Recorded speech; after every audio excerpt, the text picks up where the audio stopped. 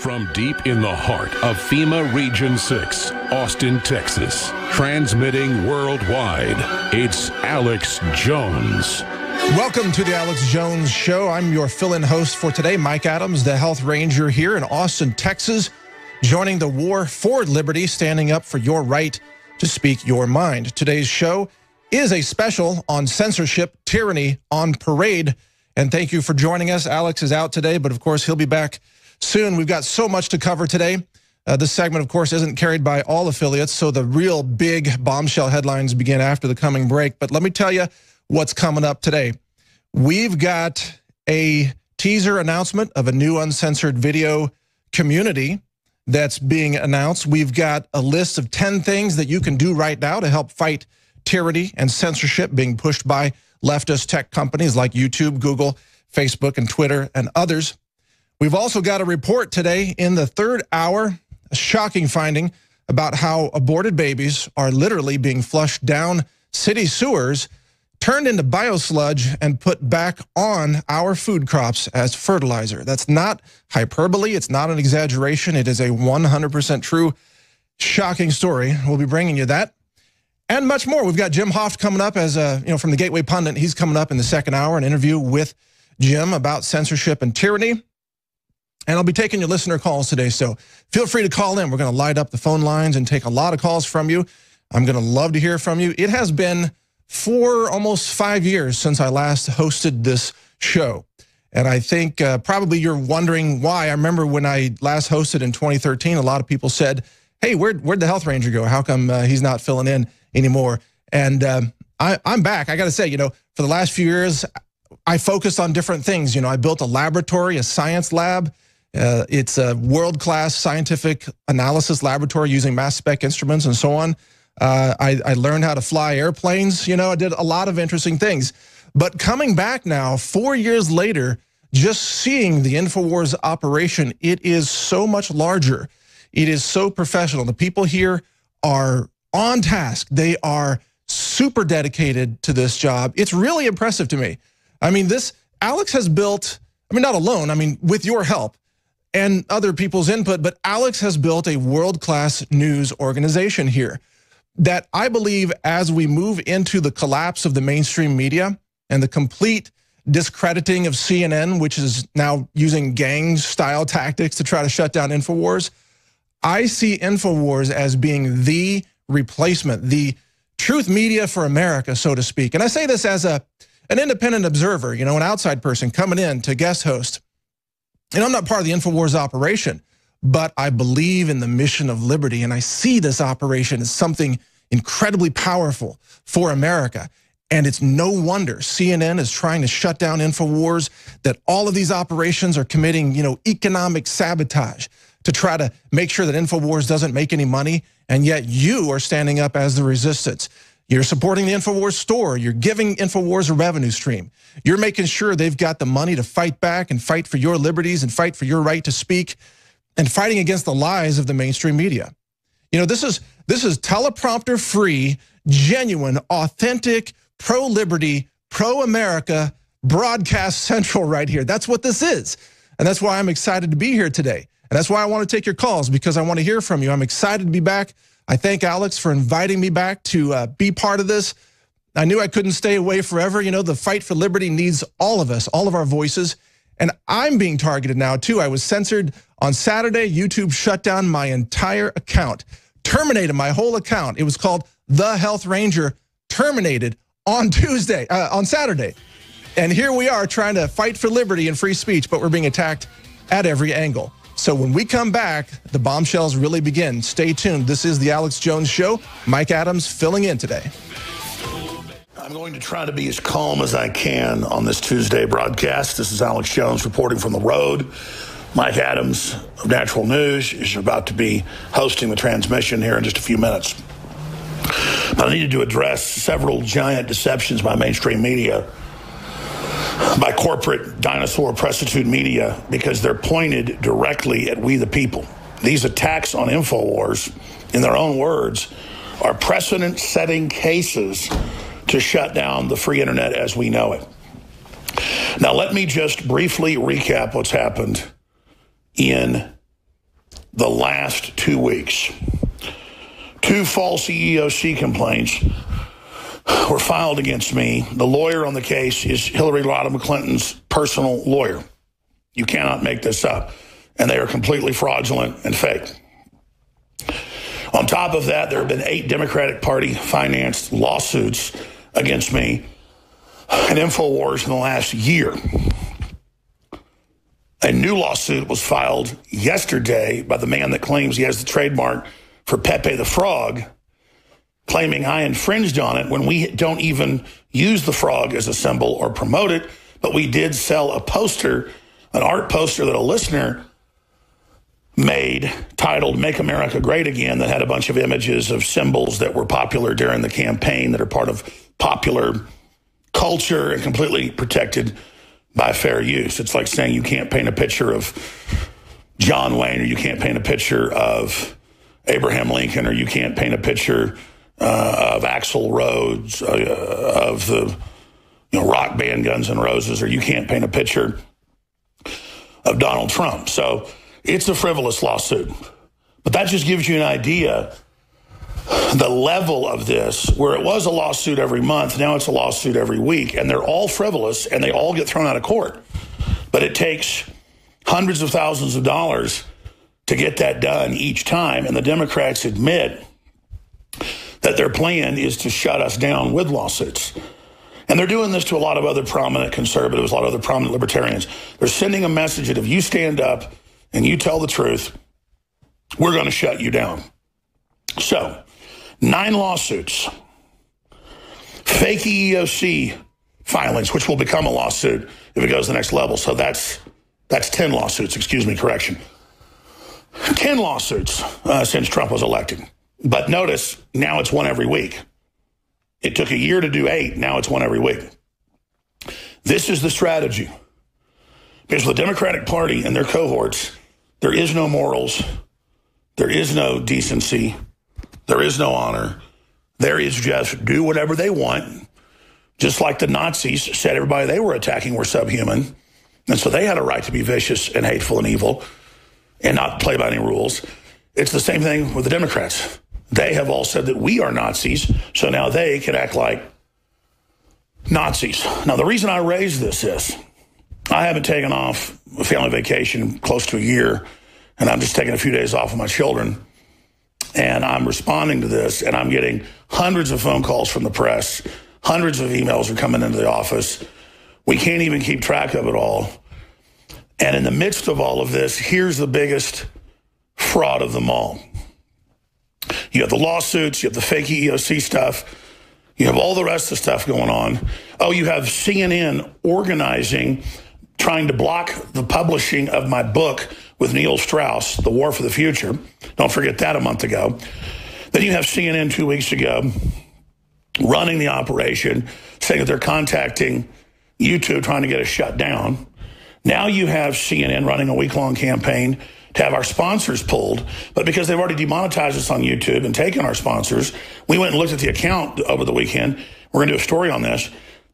Big advertisers like the UN and Nike, they went and bought $20 to $160, depending on the buy. That's nothing.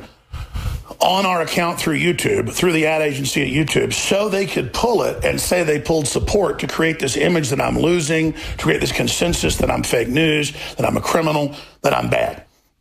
So all of this is negative PR ahead of, I believe, criminal charges, or they may try to assassinate me. And that's what the top experts believe. That's what I believe. Clearly, this is how this program works. First, they demonize you, then they silence you, then they set you up, they imprison you, or they kill you. And, of course, Media Matters made a big joke about that, but they know George Soros, a Nazi collaborator, funds them and runs them. They know this is serious. They know they're hashtag hunt Republicans. They know they're trying to kill the president. They know, and when I say that, the Democratic Party, people like Phil Mudd on CNN, saying we're going to kill this guy. They're trying to bully us into submission, and that's what this whole thing is. So people see an example of InfoWars with all these anti-free speech people piling on and suing us and attacking our sponsors and attacking us publishing books. People hear this, and then they think, well, I better not stick my head up against globalism. They'll destroy me. Now enter the next lie.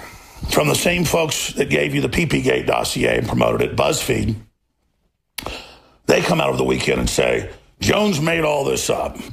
There were no YouTube strikes, basically. He was never going to be shut down. He doesn't have any contacts in YouTube. None of this happened. So you saw weeks of them trying to shut us down. Celebrations all over magazines and publications. Yay, Alex Jones is about to be shut down. And then BuzzFeed comes out with others and says, no, Jones made it up. The Washington Post today says Jones just made the Parkland shooting tragedy a week-long news cycle about him. Isn't that amazing? They lie about what we say about Parkland. They use that to say we should be silenced off the web. Incredible draconian control. They keep putting strikes on us, 4 total. YouTube removes them 3 separate times and admits people hijacked their systems. That's in Bloomberg and The Verge. This is epic stuff going on. YouTube backs off but leaves 1 strike on there where we can't live stream on the Alex Jones channel, removes 3 others. When you've got 3 strikes, you're looking at on your account, that means you're shut down. And they had frozen our account where no uploads could happen. Then they removed it for a 3rd time Saturday night. We started uploading on Sunday. And the Washington Post says, see, he's uploading. He's lying. It never happened. That's how stupid they think you are. That's how dumb they think everybody is when we've all seen them pile on with everything they've got. And when they fail, they then say it never happened because they think you don't have an attention span. Remember, they hinge everything on you having no attention span. But we're going to take this audio. We're going to put articles up over every piece of it. We're going to show people what I'm talking about step by step of what they've done. And then finally, when they do the 3rd strike and do remove us, they say, Jones cried wolf a lot, but finally, for doing bad things, he was banned. Then the precedent is set for everyone. And that's why people took this so serious. They saw thousands of other conservative, libertarian, centrist, liberal, veteran sites, gun sites removed in the last week as well. There was a huge purge on Facebook, Twitter, and YouTube. And other places, and lawsuits filed against the NRA and all this other crap. And then they sit there and say, none of this is happening. Think of their disrespect for the truth and their disrespect for you and their disrespect just for free speech. Because driving, after I got off the plane yesterday where I took my children for a short vacation, driving for a few hours to the mountains, all we could get was NPR. And I listened to about 2 hours of it on 2 different NPR channels, and all they were covering was the left being censored around the world and how NPR is fighting censorship and how in other countries free speech gets suppressed, but it was always Latin America or something, never China, where it actually counts to cover it. Because China basically runs our country now to a great extent. Trump's trying to change that. But it was all about how much they and that fake NPR voice care about free speech. When the left aren't the left here, they're a bunch of fascist controllers and a giant gang trying to shut everybody's free speech down. So that's what's happening. That's what's going on. That's the next level of this whole thing. And because you've stood beside us and have prayed for us and spread the articles and videos and shared the links and financially supported us, we're stronger than ever. But if we fall, they know everybody else falls. And a lot of folks are still banned. We're trying to give them attention and stand up for them as well. Mike Adams, and he's coming up, his channel's been banned. This is going on, folks, and we've got to get upset and get focused and speak out. All right, back to the live transmission. I want to thank you all for your support. I want to thank you all for your prayers. If you're watching or listening to this transmission, you are the resistance. And we're back. This is the Alex Jones Show. Mike Adams, the Health Ranger, filling in today for Alex. You just heard him in the last segment with an emergency audio broadcast talking about the extreme attacks on InfoWars, the extreme censorship, even the economic sabotage that is taking place today against the independent media. Now, one of the key narratives being pushed out there by the legacy media, CNN, Washington Post, and so on, is they're saying that this purge isn't happening. Well, I'm here to tell you, as an independent publisher, a scientist, someone who runs my own operation, Natural News, it is happening. In fact, on Saturday, my entire YouTube channel called The Health Ranger was terminated. And it is happening across the board. I heard from other people whose accounts were being terminated. And YouTube, by the way, they didn't even have the courtesy of giving me 3 strikes. They went from 0 strikes for more than 10 years to 2 strikes virtually overnight to all of a sudden terminated. So they skipped 3 strikes. YouTube's new policy, I guess, is 2 strikes and you're out. And today, here on the Alex Jones Show, we're going to have Jim Hoft from the Gateway Pundit joining us at the top of the next hour. He's also been censored, and he's written about the censorship. He's compiled the top conservative websites that are being censored. We're also going to be joined briefly in the 3rd hour by Gary Franchi from Next News Network, who's also being censored. You know, the examples of this are all over. They're across the board. The purge is on. And what's crucial to understand about this is that this censorship from these tech giants comes from a place of not strength, but weakness. They have to censor these independent voices because they know they are losing the info war. In other words, InfoWars is winning. The truth is winning. People want to be informed. People want to know the truth about what's really happening. And every time the establishment tries to censor voices of reason, voices of logic, they're trying to obliterate the idea that you can even think for yourself. They're trying to obliterate the whole idea that you even have the right to speak if you have a dissenting or maybe an unpopular point of view. But I'm here to tell you that liberty is popular, and this censorship is an expression of weakness from those companies that are engaging in the censorship. And here's another piece of irony about all of that, that their censorship actually is a form of bullying. They are bullying the independent media. They are bullying InfoWars. CNN is bullying InfoWars.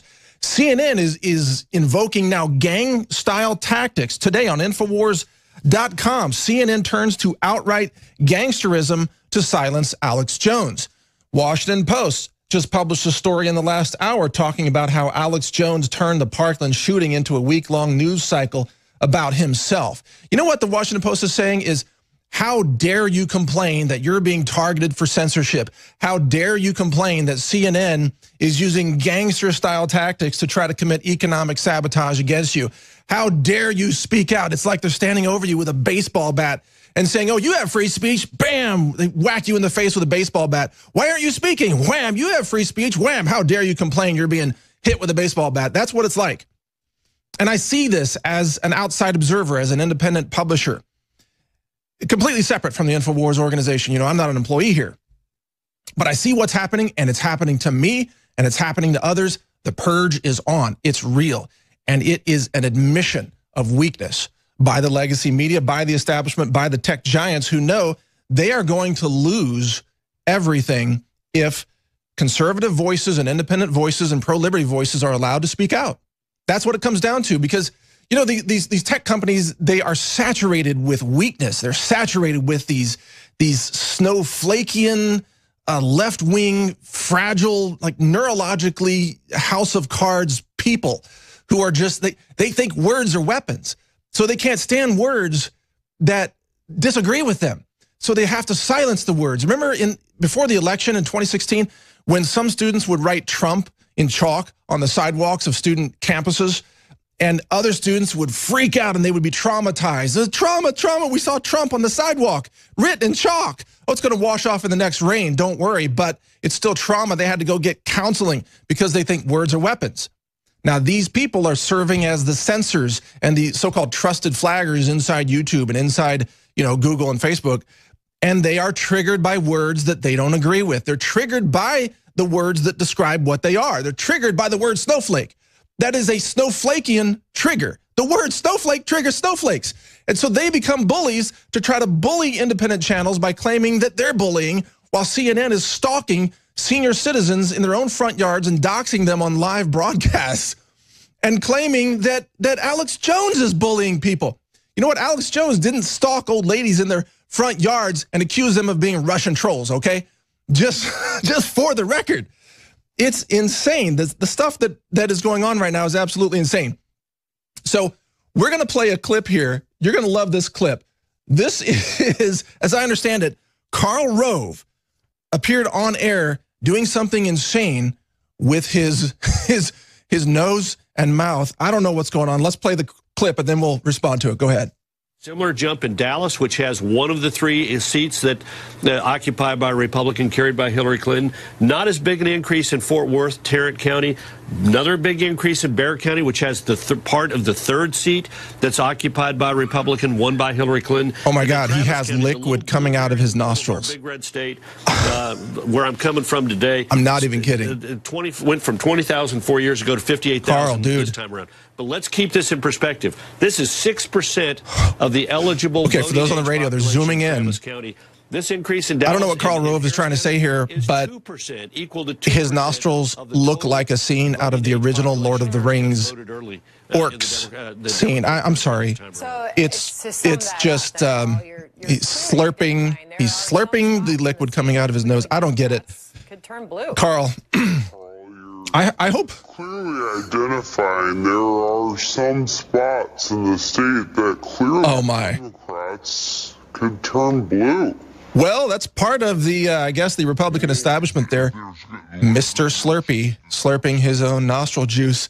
Very sad. I hope that never happens to me. I hope someone would alert me if something were going on with my nostrils here on the Alex Jones show. We got to keep a little bit lighthearted here because we are under extreme assault.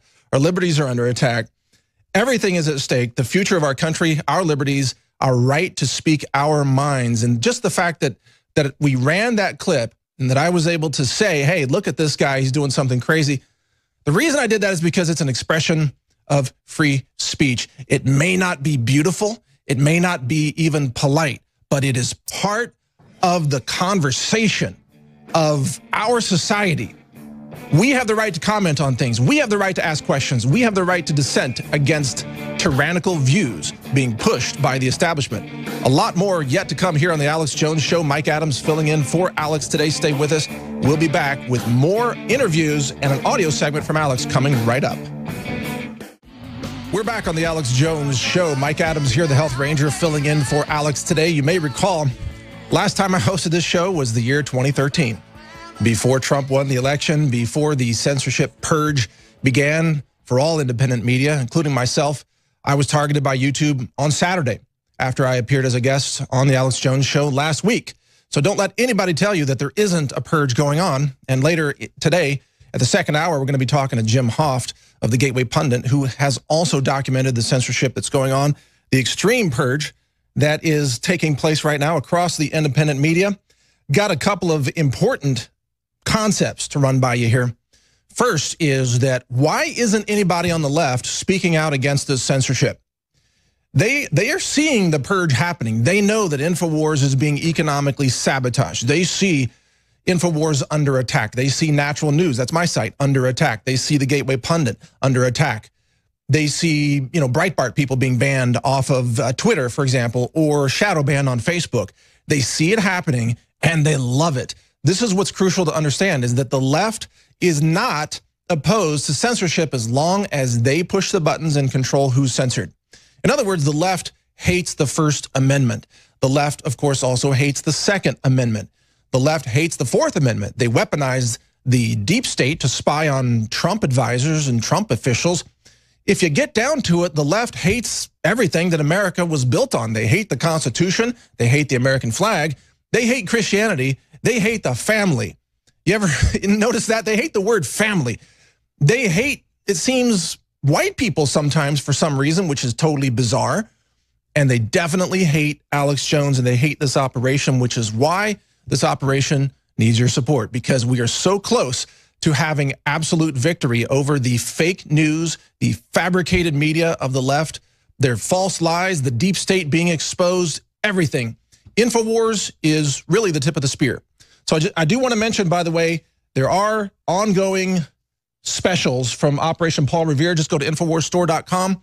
You will find products that provide a revenue stream for this operation. You're funding, you're not just getting nutritional supplements, you're funding this info war that stands up for your liberty and your free speech. Now, what happens when leftists run society? If they take control, if they succeed in banning the First Amendment and the Second Amendment and wiping out all conservative voices across YouTube and Facebook, if the left is in charge, they run everything into the ground. They destroy societies. If you go down the spectrum of leftism, you get North Korea. You get thrown in the gulag or executed with like an 88mm cannon by Kim Jong-un if you speak out against him.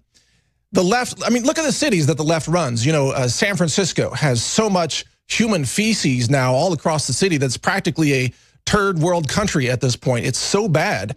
They've got needles, heroin needles, just strewn about all over the city streets, and this is supposed to be a mecca of leftism. This is Silicon Valley, where all these ideas come from, and they've got human feces everywhere that you have to have a map on your phone to know where you shouldn't step on the city streets, because it's run by tyrants. It's run by people who despise logic and reason. Look at Los Angeles, 58,000 homeless people now in Los Angeles County. The homeless problem is so bad that it's practically another shadow city there. This is the destitution, the desperation that leftism breeds. Every major city that's run by leftists is either the murder capital of America, or it has a homeless problem that is out of control, or it has a tyranny problem where all business owners are moving out of the city, or it has an unemployment problem, or it has a human feces problem. They want this for the whole nation. And think about this. These school shootings, they all happen, or 98% of them happen in gun-free zones, right? That's where the violence happens, because the leftists said, let's have gun-free zones. And so the shooters say, well, let's go there because no one's going to shoot back. Think about the fact that the left wants to turn the entire country into a gun-free zone. And by that, they mean that the guns are in the hands of just the government officials, the police, that the left says are murdering people. So how do you get that? These contradictions are so out of control. The left, in order to be a leftist, you have to believe two contradictory ideas at the same time and somehow believe they're both real, like the idea that police are bad, they say, and murdering people, and they want to kill the police. That's what they're chanting at some of these Black Lives Matter rallies. And then they want to say, well, no, let's give all the guns just to the police and to the federal agents and take the guns away from the citizens. It makes no sense. It's a contradiction. It's like they say Trump is Hitler, and then let's give Trump all the guns. What? Your logic makes no sense. It's like they say you got to have diversity and equality. Well, let's see. Diversity means everybody's different. Equality means everybody's the same. You can't have diversity and equality at the same time. And by the way, when the left says diversity, what they mean is a group of obedient people all parroting the exact same words, the exact same phrases, but having different skin color in the same room. That's it. To them, that's diversity. It's skin deep. You know, someone from a different country, someone, a refugee, and here's an undocumented immigrant, they'll say, and here's an African-American, here's a white person, but they must all conform to the exact same obedient demands because the left has become a cult. It's radical cultism. You know what real diversity looks like? It looks like InfoWars. Real diversity actually is diversity of thought. It's a diversity of opinions. It's the independent media. And it's diversity that's under assault by YouTube because they cannot handle a diversity of views, a diversity in the conversation. They cannot handle diverse analysis by independent thinkers. They demand absolute conformity. They demand that you conform to their system and do exactly what you're told, or you will be punished. You will be economically sabotaged. You will be targeted and named by CNN to be destroyed. You will be named by the Washington Post to be destroyed. You will be named by the New York Times. Whatever it takes, they will come after you. They will lie about you just like they're lying about Alex and lying about InfoWars. You know, I haven't been here for almost 4 years until a couple of weeks ago when I was a guest. I got to tell you, this is a super professional operation. The people here are dedicated. This is the new infrastructure of truth media for America. I'm telling you, when CNN craters, when the fake news media finally loses its last viewer, which seems to be approaching every day, this operation right here is the new truth media for America. I see it. The studios, the technology, the know-how, the wisdom, the personnel here, the dedication to the truth, the dedication to actual diversity of views right here in the InfoWars studios. I mean, just the fact that Alex invites me on, he has no idea what I'm going to cover. He doesn't tell me what to cover. He doesn't say, you have to cover this and this and this. Alex knows that liberty-minded people are going to have slightly different views, but they all have the same passion to protect this country. And I want to hear from you, by the way. I'm going to open up the phones in the second hour, okay? And we're going to take some calls. We're going to talk to Jim Hoft from the Gateway Pundit. We are probably going to talk to Gary Franchi if we can get him on the phone about censorship as well. more examples of censorship that are happening. Don't let the mainstream media trick you into thinking that this isn't happening. They're trying to say there is no purge. What purge? No one's being silenced. Meanwhile, we're all being silenced. You know, that's why the info war is so crucial. Your involvement is absolutely crucial. We couldn't do it without you. All of us, all of it. We're independent operators in this space. We are here to fight for your rights. We are the bellwether individuals. When Alex Jones is under attack, or myself, the Health Ranger, when I'm under attack, what that means is literally they're coming for you next. They are coming for you next. I can't tell you, since I was banned on Saturday by YouTube, terminated the whole account, even my videos of rescuing donkeys and backyard chickens and ice crystals in the winter snow, all of it was just banned, terminated. I had so many people texting me and calling me and saying, you know, Mike, we thought for many years, we thought you were maybe exaggerating this threat about censorship. Now we know you're right. You were absolutely right. It is coming. They are targeting you. You're one of the thought leaders in this space of liberty, and they want to silence your voice. Meanwhile, YouTube, you can find videos of people shooting each other and setting people on fire. That's okay with YouTube. But if you question the narrative, you will be targeted for termination. We'll be back with a special message from Alex Jones. You're listening to The Alex Jones Show. Stay with us right after this break. The American people and the people of the world are witnessing the globalist attempt to shut down free speech, not just in the U.S., but in any other country that still has pockets of basic freedom of expression left.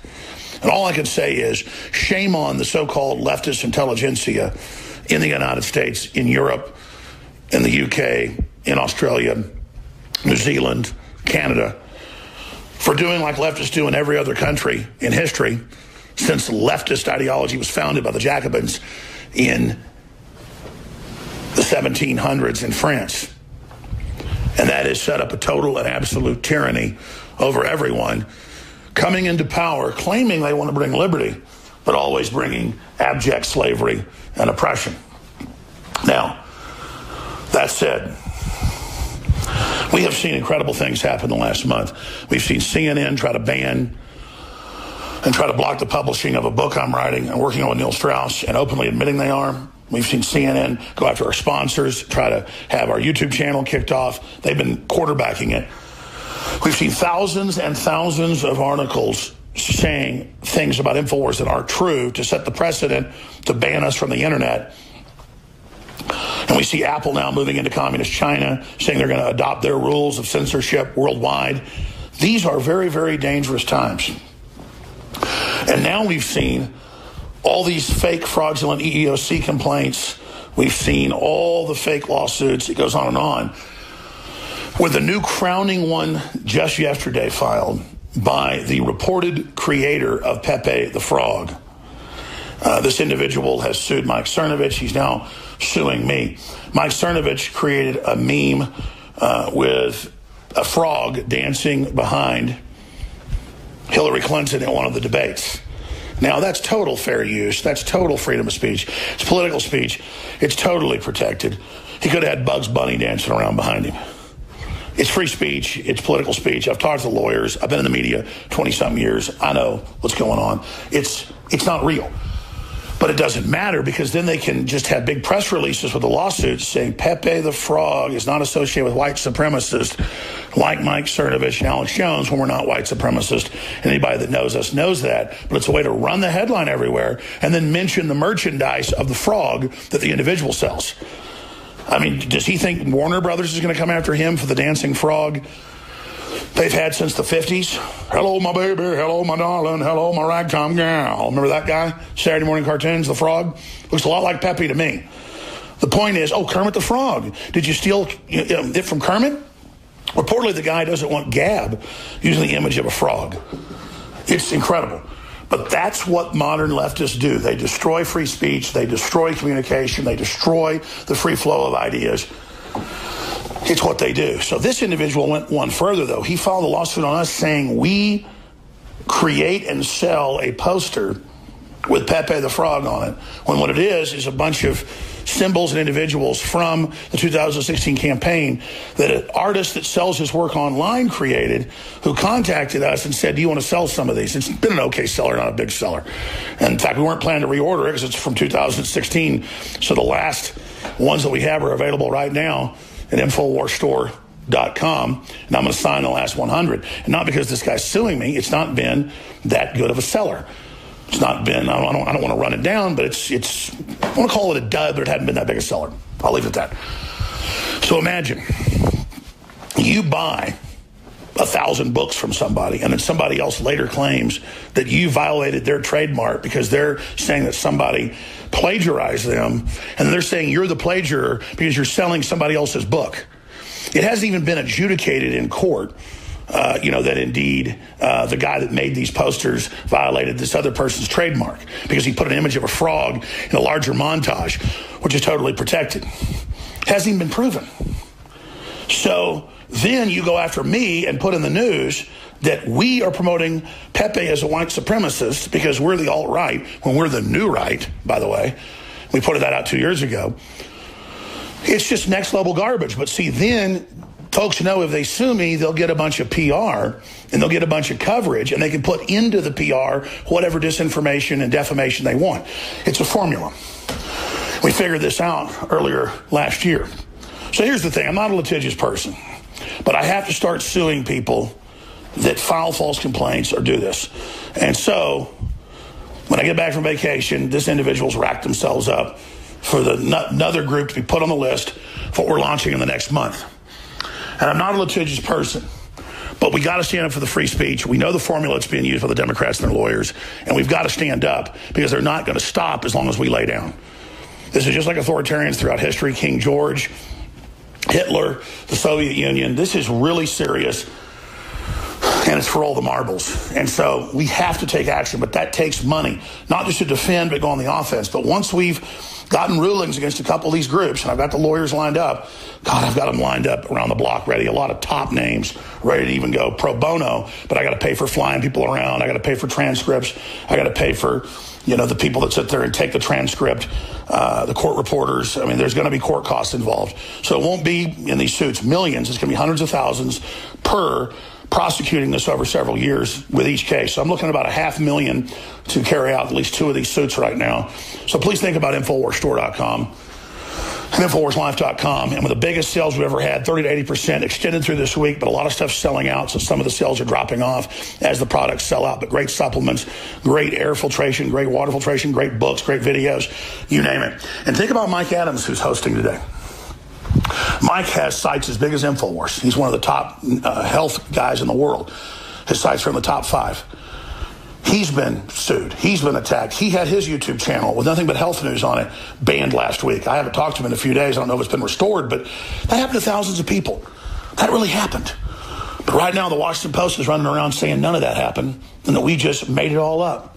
And that we're these great evil geniuses that know how to fool people. And boy, we hoaxed everybody. No, we have all the articles, we have all the statements, we have it all. We have our sites shut down over and over again, and then they turn them back on, and they go, oh, look, they're crying wolf. And this is why they're doing that. Here's the key. We'll go back to Mike Adams.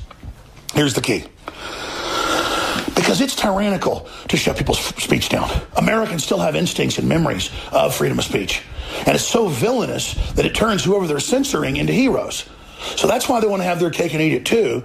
They think you have no memory, no attention span. And so they're going to sit there and try to ban everybody and then unban us until you get tired of hearing about it. And then the next time they ban us, everybody just moves along.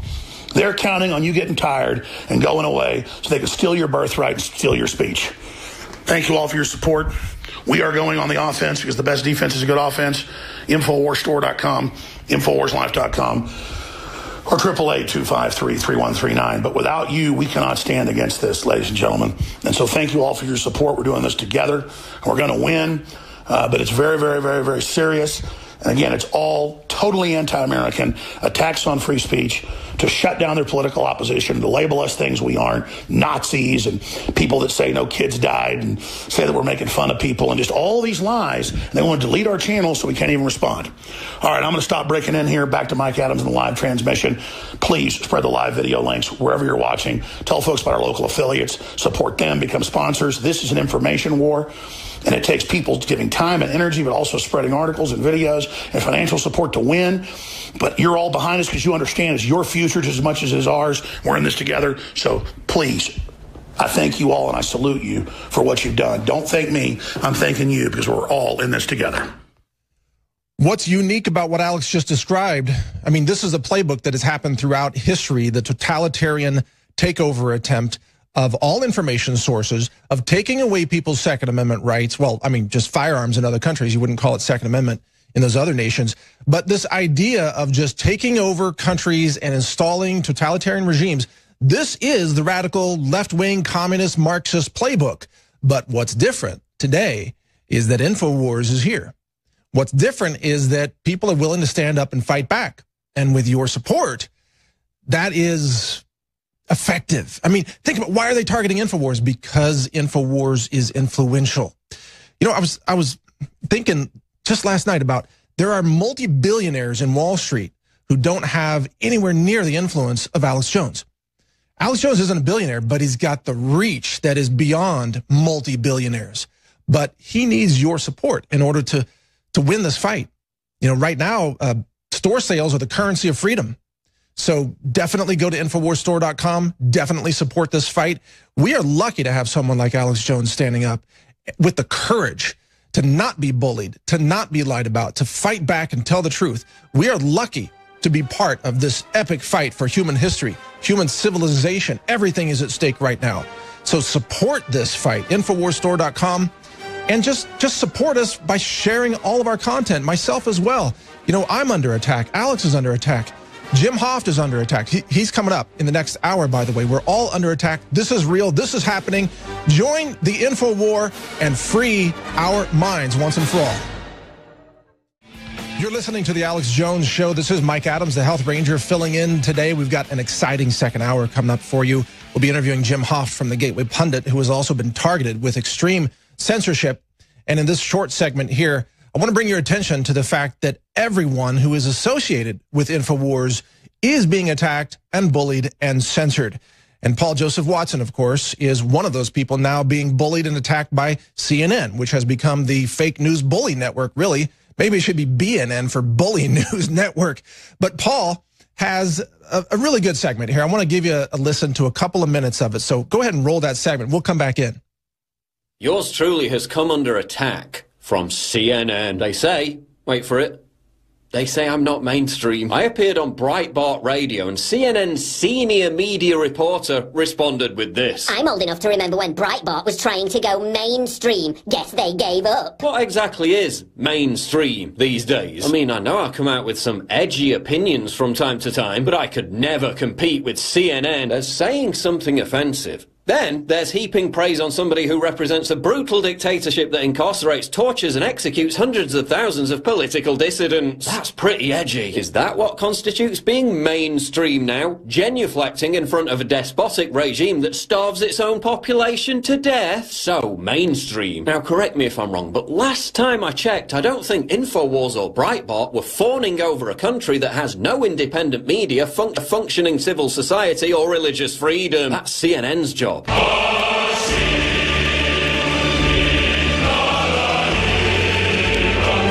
So mainstream. Maybe I'd be more mainstream if I encouraged cuckoldry. Apparently that's mainstream now too. But you know, when your primetime shows get less viewers than decades-old reruns of Yogi Bear cartoons, I guess you gotta spice it up a bit. Marlowe went on to heap praise on one of the world's leading conspiracy theorists, describing him as a smart guy and someone who is wildly popular. Second half of that, I'm not gonna argue with, but calling me one of the world's leading conspiracy theorists. Don't know if you've noticed, but in virtually every video I've made about big events for the past 3 years, I've debunked conspiracy theories. Here. Did I believe in some pretty out-there conspiracy theories? Let's bring it back in 10 seconds. Yeah, then I grew up. But see, there's quite a big difference between my conspiracy theories and those pushed by CNN. I didn't help promote the conspiracy theory that Saddam Hussein had weapons of mass destruction. A conspiracy theory that led to hundreds of thousands of that's dead Paul Iraqis. Joseph. That's Paul Joseph Watson there. Had to cut it off there because of the time limitations. If you see me looking up that way, I'm just looking at the show clock. I don't have it all memorized here because I don't do this every day. But Paul Joseph Watson makes excellent points there. I really recommend that you watch that video at Infowars.com. And the thing is, they can't stand someone like Paul Joseph Watson, or they can't stand someone like me or Jim Hoft, who we're going to talk to in just a few minutes here. Because, I mean, right there, Paul Joseph Watson, he's being a little satirical. He's funny. We all do a little bit of humor on the side. But when it comes down to it, we are the ones who have the logic, the reason, the historical facts that can counter the delusional nonsense of the left. The left wants you to believe in things that absolutely are not true. They want to make sure that things that are true, you think they're conspiracy theories, and then they want you to believe falsehoods as if they were facts. That's the twisting that they do, and so they cannot have dissenting voices, like Paul Joseph Watson, who is, frankly, he's a YouTube superstar, right? I mean, he's got really millions of followers across all social media plus video platforms. He's a superstar for pointing out the hypocrisy and the contradictions of the left. And that's why Infowars is popular. Do you realize that Infowars, if it were not suppressed, it would be by far the largest media organization in America? No joke. And it's probably right up there, in the top few right now, even with all the censorship that's going on. But we're going to come back with Jim Hoft from the Gateway Pundit, a fascinating interview coming right up. This is Mike Adams here on the Alex Jones Show. Thank you for joining us. Stay with us. We'll be right back after this break. You're listening to the Alex Jones Show. This is Mike Adams, the health ranger of naturalnews.com, filling in today. Thank you for joining us. Just to tell you how popular Infowars is, my phone has been blowing up with texts from everybody who knows me, who's like, oh, you're hosting the Alex Jones Show. Yeah, thanks for watching, But it just goes to show you how effective and how popular Infowars has become. Now, coming up, we're going to be joined by Jim Hoft from the Gateway Pundit. Jim has also been targeted by extreme censorship, and he's documented many of the cases of censorship of conservative websites, and he's got a lot to offer. We're going to be talking to him shortly, but first, some headlines. NRA membership is surging now in the wake of the gun control agenda push following the Parkland shooting. So once again, it's backfiring. People are now recognizing that their guns are... There's an attempt to confiscate your guns. And that's another thing that the left-wing media says, oh, that's not true. It's not real. We're not coming for your guns. Just like they're saying, oh, we're not censoring Alex Jones or Paul Joseph Watson or the Health Ranger. No, it's not even happening. Don't pay attention to that. Yes, they're coming for your guns. That's their ultimate goal. They want to take the guns away from citizens because, an individual with a firearm is a citizen, not a slave. And they know that too. They want you to be a slave. North Korea says it's willing to discuss nuclear disarmament now. Yeah, really? I think that's fake. I think that's just posturing and positioning. And I posted this story last night. Transgender men are now on track to eliminate all women from sports because all the women's sports are now being, invaded by trans men who are, of course, physically, they're either on male hormones like testosterone, or they grew up as biological men and then they changed, to women. They say they're women, and now they're beating women on the mats and winning high school championships. It's absolutely insane. You're supposed to stand up and cheer. Oh, you wonderful trans wrestlers beating women to a pulp on the mat. Wow, you are social justice warriors. Wow, why can't you fight real men? It's insane. But enough of that. If I keep talking about that, I'm going to lose it. Joining us now is Jim Hoft from the Gateway Pundit. Jim, I want to welcome you to the Alex Jones Show. Thank you for joining us today.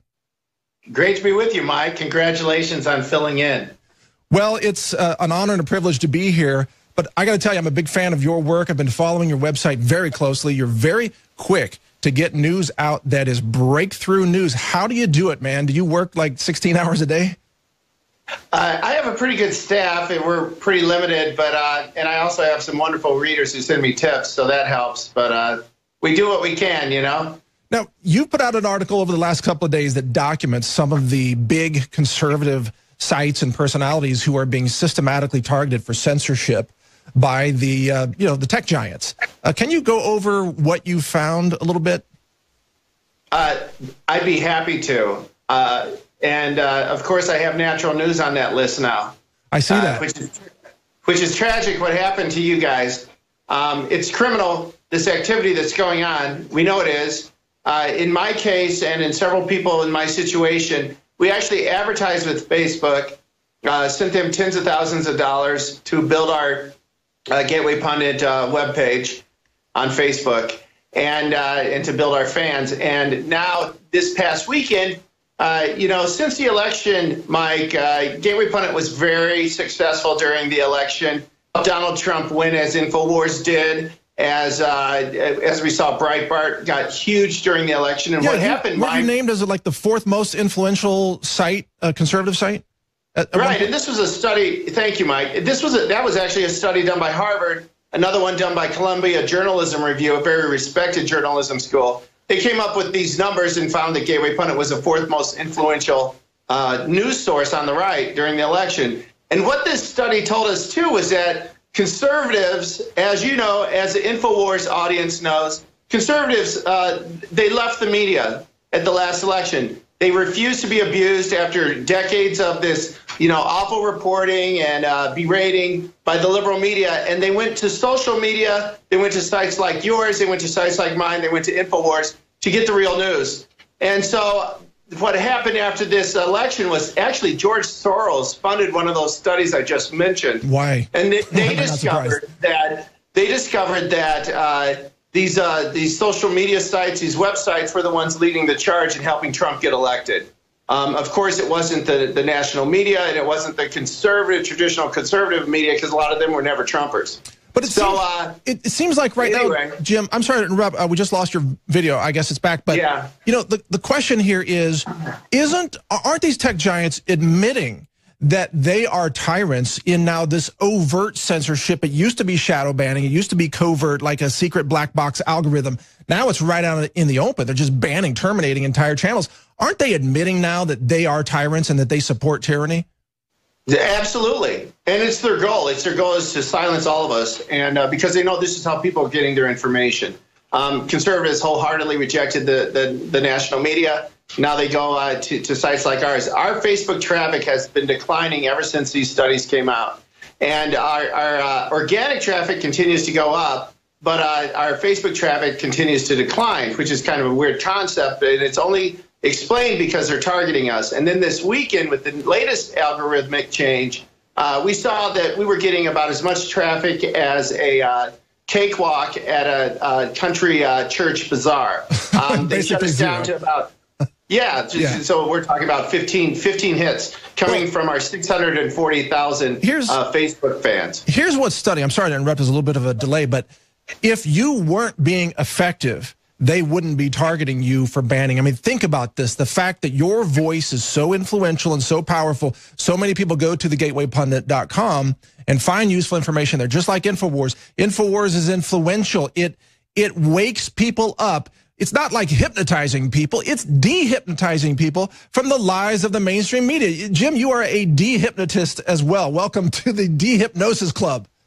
Great. Glad to join it. And Mike, I got to tell you, since I started talking about this at Gateway Pundit and putting up articles, and really, I'm freaked out about this. I don't think, I don't know if your audience, if the Americans really understand how serious this is. If they shut us down, that's it. It's game over. This is where the fascists win. This is where the communists take over. And that sounds very conspiracy-like, and I don't tend to be that way, but I really believe that's what we're heading to if they succeed with this. And what's interesting, too, is since I started putting up these stories, I'm getting emails from all of these large conservative pro-Trump websites and Facebook pages saying the same thing's happening to us. I had a discussion with one of these Facebook pages this morning. I'm not going to mention who. They were getting 32 million readers a week during the election. Now it's down to about 1 or 2 million a week. This is what's happening. They're just shutting us down.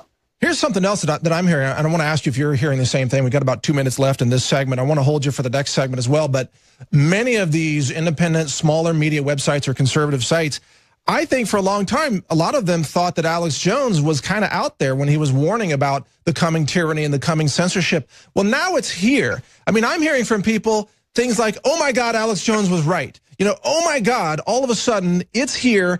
He used to sound fringe. Now it's actually happening. Are you hearing anything like that? Absolutely. And, Alex did warn us all, and he was absolutely correct. The sad thing is, Mike, is that where the hell is the Republican politicians? Right. I went to Congress and I spoke to some of these people saying, you need to address this because they're going to lose all of the major media players that support Republican news. Well, where is Jeff Sessions, too? You know, it's like, yeah, right. What is he doing in the interest of the United States?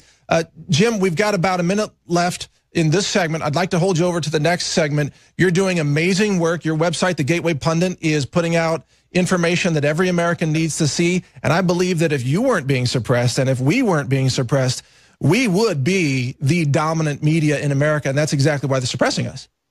Absolutely. And I get a joke out of this show on Sunday morning, Fox News, where they call it Media Buzz. And it's about all the traditional media, but it doesn't include anybody online. And that's where all the eyeballs are for conservatives these days. Exactly.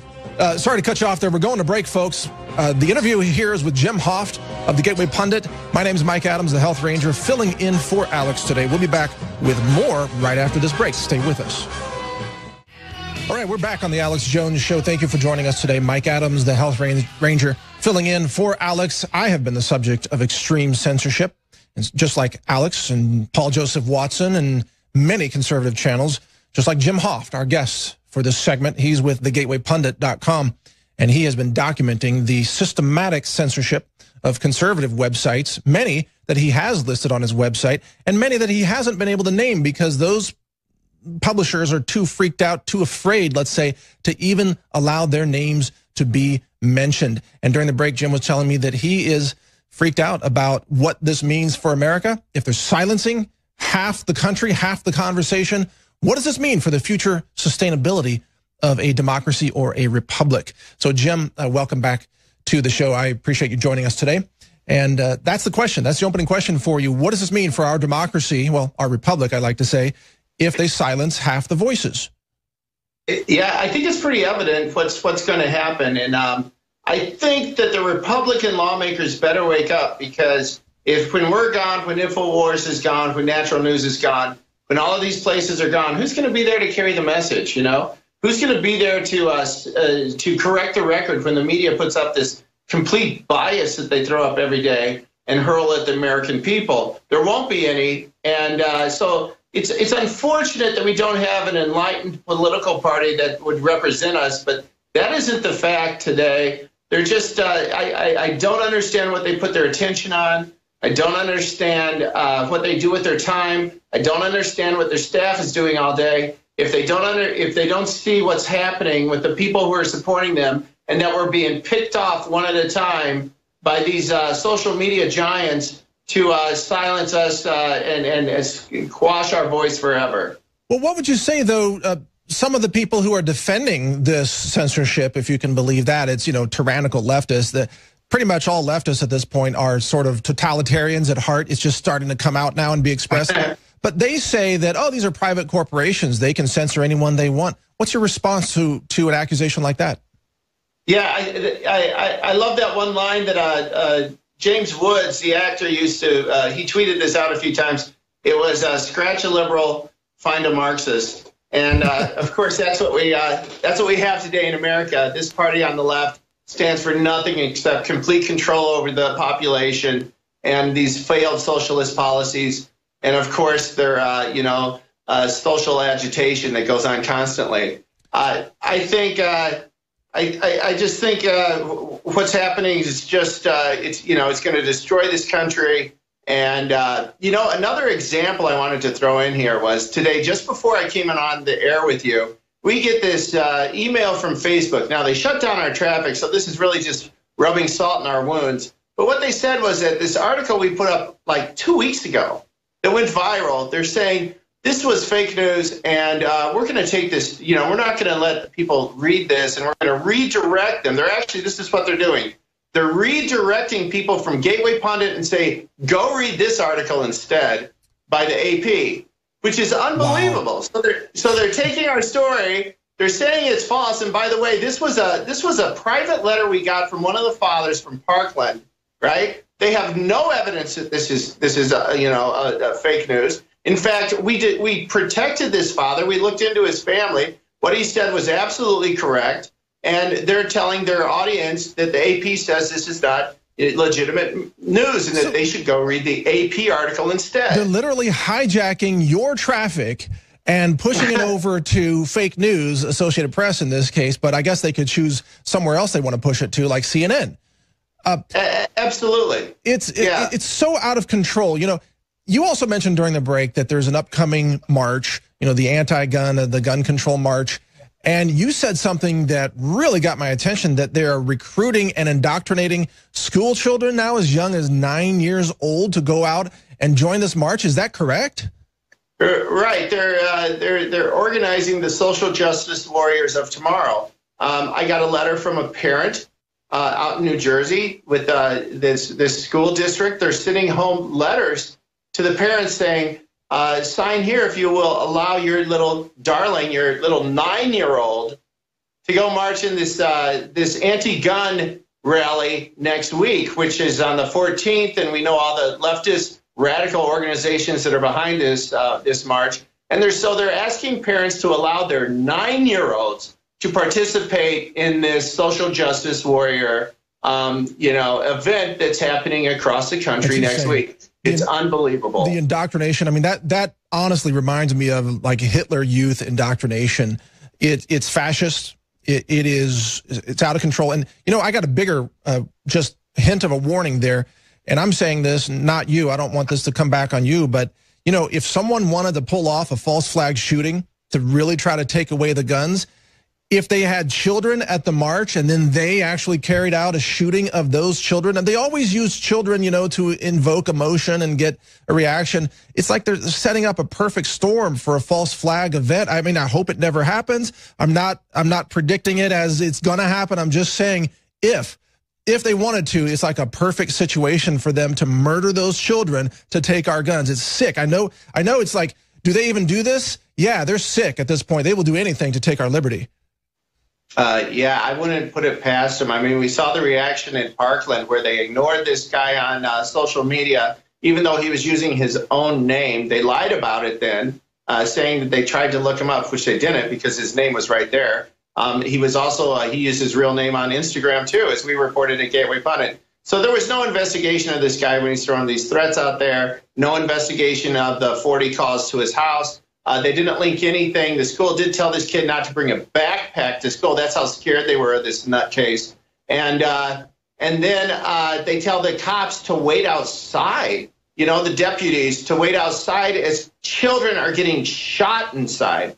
What the hell was that? And now they want to take our guns because of these missteps by the deep state and the local police community. It's outrageous. It's unreal. I got to say, Jim, first of all, thank you for joining us here today. I want to encourage everyone, you know, check your website, thegatewaypundit.com. You do great work. I've really been tracking your website over the last 6 months. It's the first thing I check every morning because you're breaking news early and often all throughout the day. And between Matt Drudge and your site and InfoWars and, you know, all the other independent media sites, it's a whirlwind of information. Is there anything else you want to leave us with as we close out this segment here? You know, I think it's tragic what I'm witnessing today in America. I see how you're getting attacked. I see how Alex Jones getting attacked. Paul Joseph Watson, who is phenomenal, how he's getting attacked. And I just think it's tragic that this is going on in the West. And it's time for the people to stand up before there won't be anybody left to carry our message. And the attacks only make us stronger, don't they, Jim? I mean, we're getting stronger. Let's hope so. I mean, we are galvanized to action to protect the First Amendment, the Second Amendment, this republic, our liberty. Join us. Stay with us here after this break. We'll be right back on the Alex Jones Show. And thank you, Jim Hoft from the Gateway Pundit. A pleasure talking with you. Mike Adams here, the Health Ranger, filling in for Alex today. This is the tip of the spear of liberty for America. We are all under attack. Our free speech is under serious assault today. I'm going to cover a few headlines here of what's going on just to bring you up to speed on the latest news. And then in the third hour, don't miss it, we're covering how the abortion industry generates, it's almost too gross, but I'm going to try to say this. They use garbage disposals to dump fetuses down the drains that go into the biosludge that are then spread on crops as fertilizer to grow food for your consumption. So you think about the food that's being fed to our school children in the public school system, it's actually grown in literally dead baby fertilizer. So that's it's almost too sick to discuss, but we have to tell the truth about this. So that's coming up in the third hour here. Happening today, it's impossible to segue from something like that. I don't know what to say. It's just sick. Actually, let me just say this right now. The left is evil, pure evil.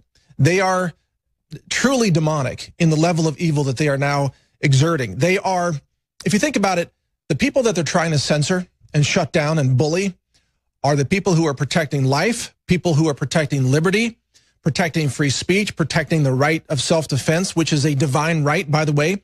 If you look out across nature, you know, I'm a food scientist and I'm a natural health expert. All across nature, what I see is self-defense mechanisms in every animal, every plant. Did you know, for example, that dandelions have a self-defense mechanism? They actually emit a chemical that defends them against neighboring plants, and so the dandelion can grow without being invaded. I mean, dandelions have self-defense weapons. It's absolutely true. This is botany. This is basic science. And yet the left, the tyrannical, deranged left, is trying to tell us that humans, obviously, hopefully a higher life form than dandelions, we don't have the right to self-defense. Well, we have to call 911 and wait for the same government people to show up and save us who refused to walk into that building in Parkland, Florida. They refused. They stood outside. They stood down while children were being shot up. These people are supposed to save us. We're supposed to give up our self-defense rights, a divine right reflected throughout nature, and trust a failed, incompetent government system to protect us, even knowing that that government is most likely to be weaponized against us, especially under a Democrat regime. I mean, if Hillary Clinton had been president, oh my God. I honestly think if Hillary Clinton had won, Alex Jones would be in jail right this minute. I think that InfoWars would have been raided at gunpoint. I think they would have arrested me or shut me down or seized my domain name, you know, Natural News. All of this would have happened if Hillary had won. So count your blessings right now. Thank God that we, the people, took a stand and that Hillary Clinton was defeated in that election, which means we have a fighting chance. We have a chance, maybe one of the most epic opportunities in the history of human civilization. Right now, a chance to fight back. The currency of that fight, frankly, is revenue. Definitely support the InfoWars store.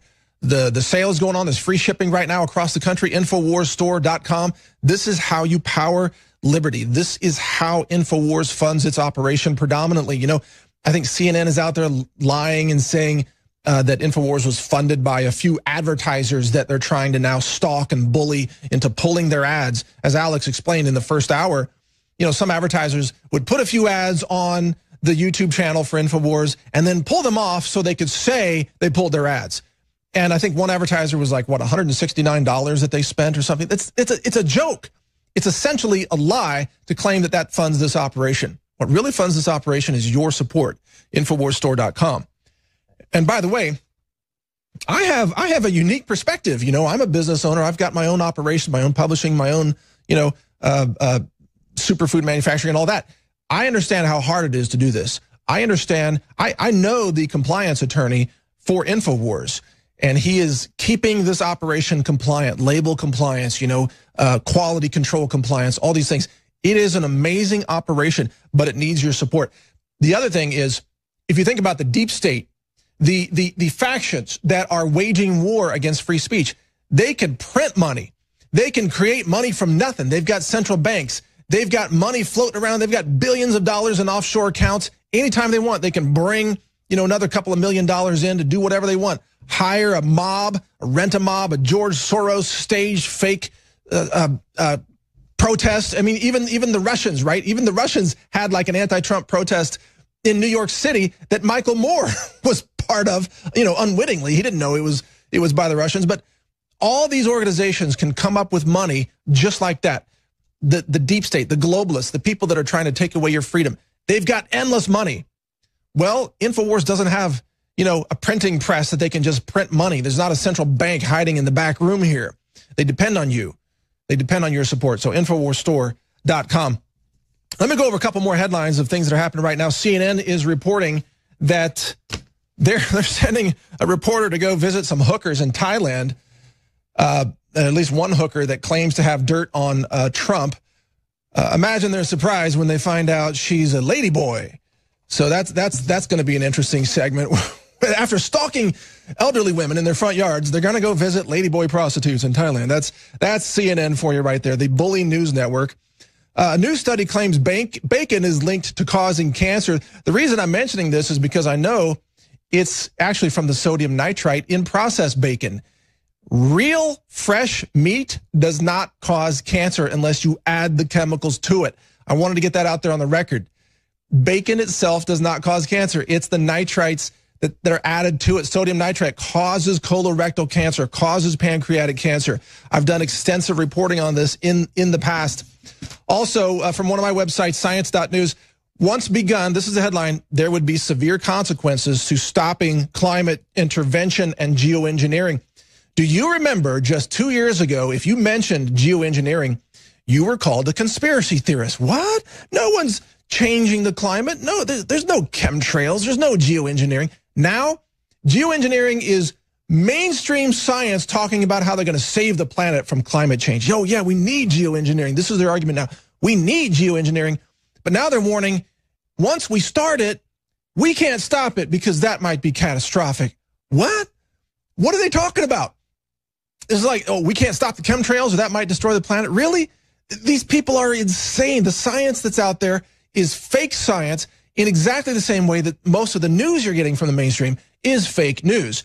In fact, I'm on my website, science.news. I have a whole column that is science fails. It's like the homepage is like good science and then there's fake science because I wanted to highlight the fake science because in the realm of science, they try to pull the wool over your eyes and say, oh, it's science. You can't argue with it. Just like those Parkland school kids. Like, you can't argue with these kids. Why? Because they were shot at? You can't argue with them? I don't know about you, but I've never seen a case where somebody was shot at and their IQ just automatically doubled on complex social issues. I mean, I'm not saying they don't have a right to speak out. They do. But being shot at does not turn you into a genius overnight. Frankly, it doesn't work that way. Bullets don't impart cognitive genius onto their intended targets. They do quite the opposite. And they're just lying with science constantly. So that's why we put that out there. We've got, I don't even know if I should get started with this one. Yeah, we're gonna go to break here soon because the next thing I've got coming up is so mind-blowing, you won't even believe it. It's about, they're saying that aliens could crash the U.S. power grid. Not illegal aliens, but little green men aliens. That's what they're saying. Scientists are saying the power grid could go down because of aliens from another planet. I'm not even making this up. Stay with me here. This is the Alex Jones Show. Mike Adams filling in today. We'll be back after this break with that story and much more. You are back at the tip of the spear here, fighting for your liberty, your right to speak your mind, even your right to think, your right to disagree, your right to ask questions, your right to engage in debate. This is Mike Adams filling in for Alex Jones today, and as part of the bullying of the left that is attempting to stamp out everyone's speech who disagrees with the delusional rhetoric of the left, Ted Nugent is being censored as well. There are efforts underway to crush his upcoming tour in the name of political correctness. Yes, so they're attacking music and speech and religion in America. I mean, is there anything that the left won't try to destroy on their march toward tyranny? The answer is there's nothing that they won't try to destroy. But Ted Nugent has a video. It's about a 4-minute clip here. He's going to tell you what's going on and why he's under attack as well. Let's listen to that, then I'll be back. Right now is a full force attack from truth, logic, and common sense Americans. We're seeing right now the biggest purge online of conservative sites, veteran sites, gun sites, shooting clubs, Christian sites. I've never seen such a purge. Oh, I've been thrown off forever. But this year, I had this great tour, and all the promoters are coming up. Nugent's coming back out. Book Nugent, book Nugent.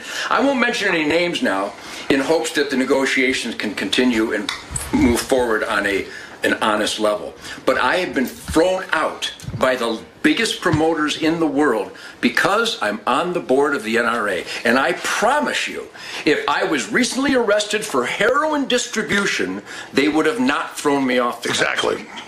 But because I'm on the board of the family grassroots organization of the National Rifle Association that stands for self-defense, I've been thrown off tens of millions of dollars in revenue because I believe in self-defense. Exactly, and that's the sacrifice that, I mean, you go to the Rolling Stone articles attacking you and I this week, they'll get one or two comments. Your site has thousands per story, so does mine, and 50 times the traffic. That's what I'm saying. You're right. They have had a cardiac arrest. They're falling apart, but I don't want to underestimate their counteroffensive. No, we don't. Doesn't mean that we get complacent by any stretch of the imagination.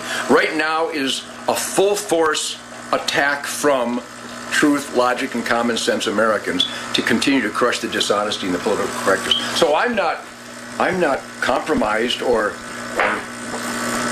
controlled by any stretch of the imagination. I'm still making the greatest music of my life with the greatest band, the greatest crew, and the greatest management, the greatest family. You seem to be even more empowered in this fight now that they're trying to hold you down. I think political correctness has backfired, and even though fake news and the orchestrated lies of the media, starting in the late 60s, quite honestly, some people fell for it. But then when they really tune in and pay attention, they see how dishonest it is. And my backing and my support is at an all-time high right now. Look at all the claims that I'm a child molester, a draft dodger, that I diss the Native Americans. It's all lies. Oh, I know. What nasty things, especially my relationship with the Native Americans. I have been invited to almost every Native American tribe to teach their children the Native lifestyle of clean and sober, hands-on conservation, self-sufficiency, hunting, fishing, outdoor conservation. Shared sweat lodges with their spiritual leaders since the 60s. I have been given felonious eagle feather war bonnets by the elders of numerous tribes because I, in my song Great White Buffalo and in my promotion of conservation, especially bow hunting, they feel a kinship, a blood brotherhood there with me. So meanwhile, the Native Americans and I are spiritual blood brothers, so the Huffington Post claims that I called them unclean vermin. And then some people actually fell for it. So you can see that as I say these things, as nasty and horrific and dishonest as they are, you notice that I'm still smiling because I can plow through the dishonesty and the bull and still connect with people who are in the asset column. Coming to the InfoWar, Ted Nugent, The Music Made Me Do It, exclusively at Infowars.com.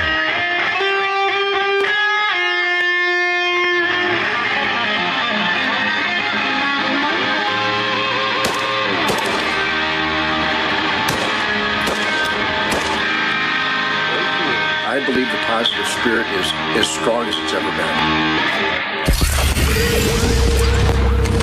been. If you are receiving this transmission, you are the resistance. You are the resistance. And thank you for tuning in today. This is the Alex Jones Show. Mike Adams filling in today because this is a collaborative effort at this point. We are fighting for our survival, and we're fighting for your right to exist. You got to understand that the attacks on free speech are not just to silence people like Alex Jones or myself. Ultimately, the left believes that you, a conservative, liberty-minded individual or a Christian individual or a gun-owning individual, they believe that you have no right to exist. I want you to understand that the kind of philosophy that the left has now adopted is frankly, it's the kind of thing that has led throughout history to mass genocide and mass executions. This is like Cultural Revolution, communist China, the Mao takeover, where young people were told to kill their elders, to drag them out of their homes and literally execute them and beat them on the head with bricks and baseball bats until they were dead, and to call the government to come arrest their own parents. And they dragged people out who were the intellectual leaders of the day, people who they were targeted for wearing glasses because they thought people who wore glasses were intelligent and could read and could think. And so they terminated them because the communist regime cannot tolerate anyone who can think. And that's why, I mean, who watches CNN and believes anything except truly a dumbed down info consumer who has been mass hypnotized, indoctrinated, chemically contaminated with, crazy food additives, fluoride in the water supply, everything else? Who actually, what thinking person could believe anything that they see on CNN? It's outrageous. So I want to thank Ted Nugent for that segment there. And as I promised before the break, here's a fascinating story that you won't see. Well, I guess it is in the media. It's called, all right, check this out. Bizarre research paper. This is from, by the way, news.com.au. Bizarre research paper explores the possible scenarios of Earth intercepting an alien message. Now, according to this paper, the title of the science paper is Interstellar Communication Message Decontamination is Impossible. And the scientists who worked on this are Michael Hipke and John Learned. Is what it looks like. University of Hawaii is one of them. Just to break it down for you, this paper, at least one interpretation of it, claims that alien messages could crash the U.S. power grid. Now, it sounds insane, but here it is. It's in a science paper. It's in the university. When I saw this, I thought immediately, this sounds like a cover story. And I thought, there is a major false flag coming, no doubt in my mind. This is one of the reasons that they're trying to silence InfoWars and silence, my website, Natural News, and all the other voices out there. I think there is a major, major false flag coming. And previously I thought, well, maybe that could be a dirty bomb, like someone gets some medical imaging equipment, some radioisotopes, wraps it around like a conventional explosive and gets drops it out of a Cessna over a city or something, because that's what terrorists do. But now I'm thinking, what if they crashed the whole power grid and blamed it on aliens? Yes, you see, they can't blame it on the Russians because no one would believe that at this point. Although that might have been the previous cover story. Maybe they'll try to blame Alex Jones, like Alex Jones crashed the national power grid. No, they can't blame it on climate change because no one believes that story anymore, even though the mainstream science tries to blame everything on climate change. Like, loss of libido in women 25 to 30 caused by climate change. You see these articles everywhere. It's insane. They have to have a new boogeyman. So I think they're going to blame the aliens, like actual little green men from planet Zorg. And they could just turn off all the power grid, just have like a deep state built Stuxnet virus, because hey, the U.S. intelligence built that thing. They took out the centrifuge systems in Iran, their nuclear program. They could take down the U.S. power grid, right? Just crash the whole system, unleash mass chaos in the cities. And by the time the power grid comes back on, like they'll have assassinated Trump. Infowars.com domain name will be turned into like a daily happiness tips blog, and they'll have Hillary Clinton in the White House. And CNN will claim that Trump never won the election at all. What is this conspiracy theorist? You think Trump won the election? No, they'll memory hold the last year and a half. And they'll say, no, Hillary's always been president. And they'll just silence everybody. They just put up this crazy, insane picture. I'm laughing. It's like Hillary as an alien gray with black eyes. It's insane. I'm just telling you, I don't believe this stuff. I think it's nonsense, but it's the kind of thing that the legacy media, would try to push as a cover story for anything they want to pull off. It's insane. There's a lot more coming here. A lot of interesting news ahead on the Alex Jones Show. Thank you for joining me. Mike Adams filling in. We'll be right back after this break. All right, thank you for joining us in this segment. This is Mike Adams filling in for Alex Jones today. You are listening to the Alex Jones Show. We're going to be joined after this next segment by another person who has been targeted in a censorship purge that the radical left says is not happening. Oh, it's not happening. No one's being purged except everyone that we know is being censored and bullied and cut off and economically sabotaged and you name it. But we're going to be joined by Gary Franchi from the Next News Network. And last segment, we're joined by Jim Hoft from the Gateway Pundit. If you missed that, you definitely want to check out that video online. Just a couple of minutes here before we get that started. I'm going to cover some headlines. Also, we're going to take calls in this third hour. So the phone number is 877-789-2539. I'll repeat it again in the next segment, but it's 877-789-2539. Excuse me. And I very much welcome your calls. For the rest of this segment, I want to answer a couple of questions people have been asking me. So number one, this is funny, like dude, why is your face kind of red here on the InfoWars studio? Truth be told, I'm actually Native American. There's a lot of Native American blood in my blood, and my face tends to be sort of reddish colored, which is really interesting. I'm not actually steaming mad or anything. I'm actually having a great time here hosting the InfoWars broadcast. But also, I do a lot of outside training. I'm outside a lot. I get a lot of sun. You know, I live on a ranch. I take care of donkeys and goats and the free-range chickens that we have. And I also train outdoors with firearms training. So I do a lot of tactical firearms training, carbine training, pistol training, long-range target shooting. It's all outdoors. You know, there is no 1,000-yard indoor range that I've ever found. You're going to shoot 1,000 yards, you got to go outdoors. So I'm outdoors a lot, doing a lot of training, getting up to speed. I've been doing it for years. Very, very competent in firearms, which I believe all of us need to be. You just never know with the crime going through the roof and the assaults on our liberties. You know, the Second Amendment is not just designed to protect us from tyrants. It's also important to protect us from, you know, a liberal mob of people trying to kill us and trying to take away, you know, our property. Think about communism. Every time it takes over a country, they steal your land. They steal your businesses, right? They arrest those who are resisting communism. And frankly, there are many cases throughout history. If the people had firearms, they'd be able to fight back. I mean, even Nazi Germany and the Jews, if the Jewish people had been fully armed, they could have resisted more effectively. They could have taken out more Nazi soldiers. Even if they didn't 100% win, they would have made it more costly to the Germans. And I believe, isn't there a group today called Jews for the Preservation of Firearms Ownership, JPFO, I think is an actual group out there. And I think their slogan is something like, never forget, firearms are for protecting us from tyranny. And that message has never been more true than it is right now here in the United States today. They're coming for our speech. They're coming for our guns. They're coming for everything, our privacy. They're silencing us. They're committing economic sabotage. They're going after us at every level while they're saying, oh, it's not even happening. Oh, this is not happening. Don't watch. Don't look while we're bashing everybody and try to ruin them economically. It's insane.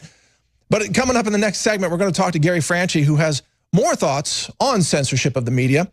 And we'll take your call-ins, your calls. 877-789-2539 is the number to call in. And I especially would love your questions for me. It's been 4.5, maybe 5 years since I hosted here on InfoWars, and I really welcome your questions, and I really appreciate you. I appreciate your support. I appreciate what you do for this liberty stand that we're taking here to try to defend what we have in this country. You are the reason we're able to be here and do this, so I want to hear from you. So definitely call in. And I look forward to taking your calls. Mike Adams here, filling in for Alex Jones. We'll be right back after this break. You know, part of the extreme deception by the left is not only the targeting of conservative and libertarian voices for censorship, but also their absurd claim that there is no targeting going on. I mean, this is just epic. This is a whole new level of deception that they're engaged in. It's like they would go to a community of liberty-minded, like a liberty neighborhood somewhere at 3 in the morning and just kick down everybody's door and shoot people in the head and then claim, we didn't shoot anybody in the head. No, they ran into door stops. We're not doing that. No, we love all those people. We love the First Amendment. No, you don't. You hate the First Amendment. You leftists, you globalists, you evil operatives. You hate America. You hate liberty. You hate independent thinking. You hate voices of truth and freedom. And that's why you're trying to crush them while claiming you're not crushing anything. You're not fooling anybody. You're just not fooling anybody. And joining us in this segment is someone else who is not fooled but is being targeted as further evidence that this targeting is systematic. It's happening. The purge is on, and it is specifically singling out voices who are pro-liberty. His name is Gary Franchi. He's from Next News Network. He joins us now by Skype to discuss what's been happening to him. Gary, welcome to the Alex Jones Show. Hey, Mike, it's great to see you. It's good to have you on. Now, You've seen what's happening out there. Tell us how you are being censored and demonetized and targeted so that the listeners can hear. This is not just me or Alex or Jim Hoft. It's you too. It's many people out there. What's happening to you? Well, what we've seen through our analytics since, well, I mean, of course we had the apocalypse, which took place back in March, but we also are looking at the analytics from late October last year. We saw a 75% drop in viewership. And we attribute that to an algorithm shift that YouTube announced. And now, if you take a look at the analytics between CNN, MSNBC, all these different left-wing media outlets, you compare them against Alex Jones, Next News Network, InfoWars, you compare the viewership rating for like Social Blade, you can actually see a specific and real, like it's like the complete shift.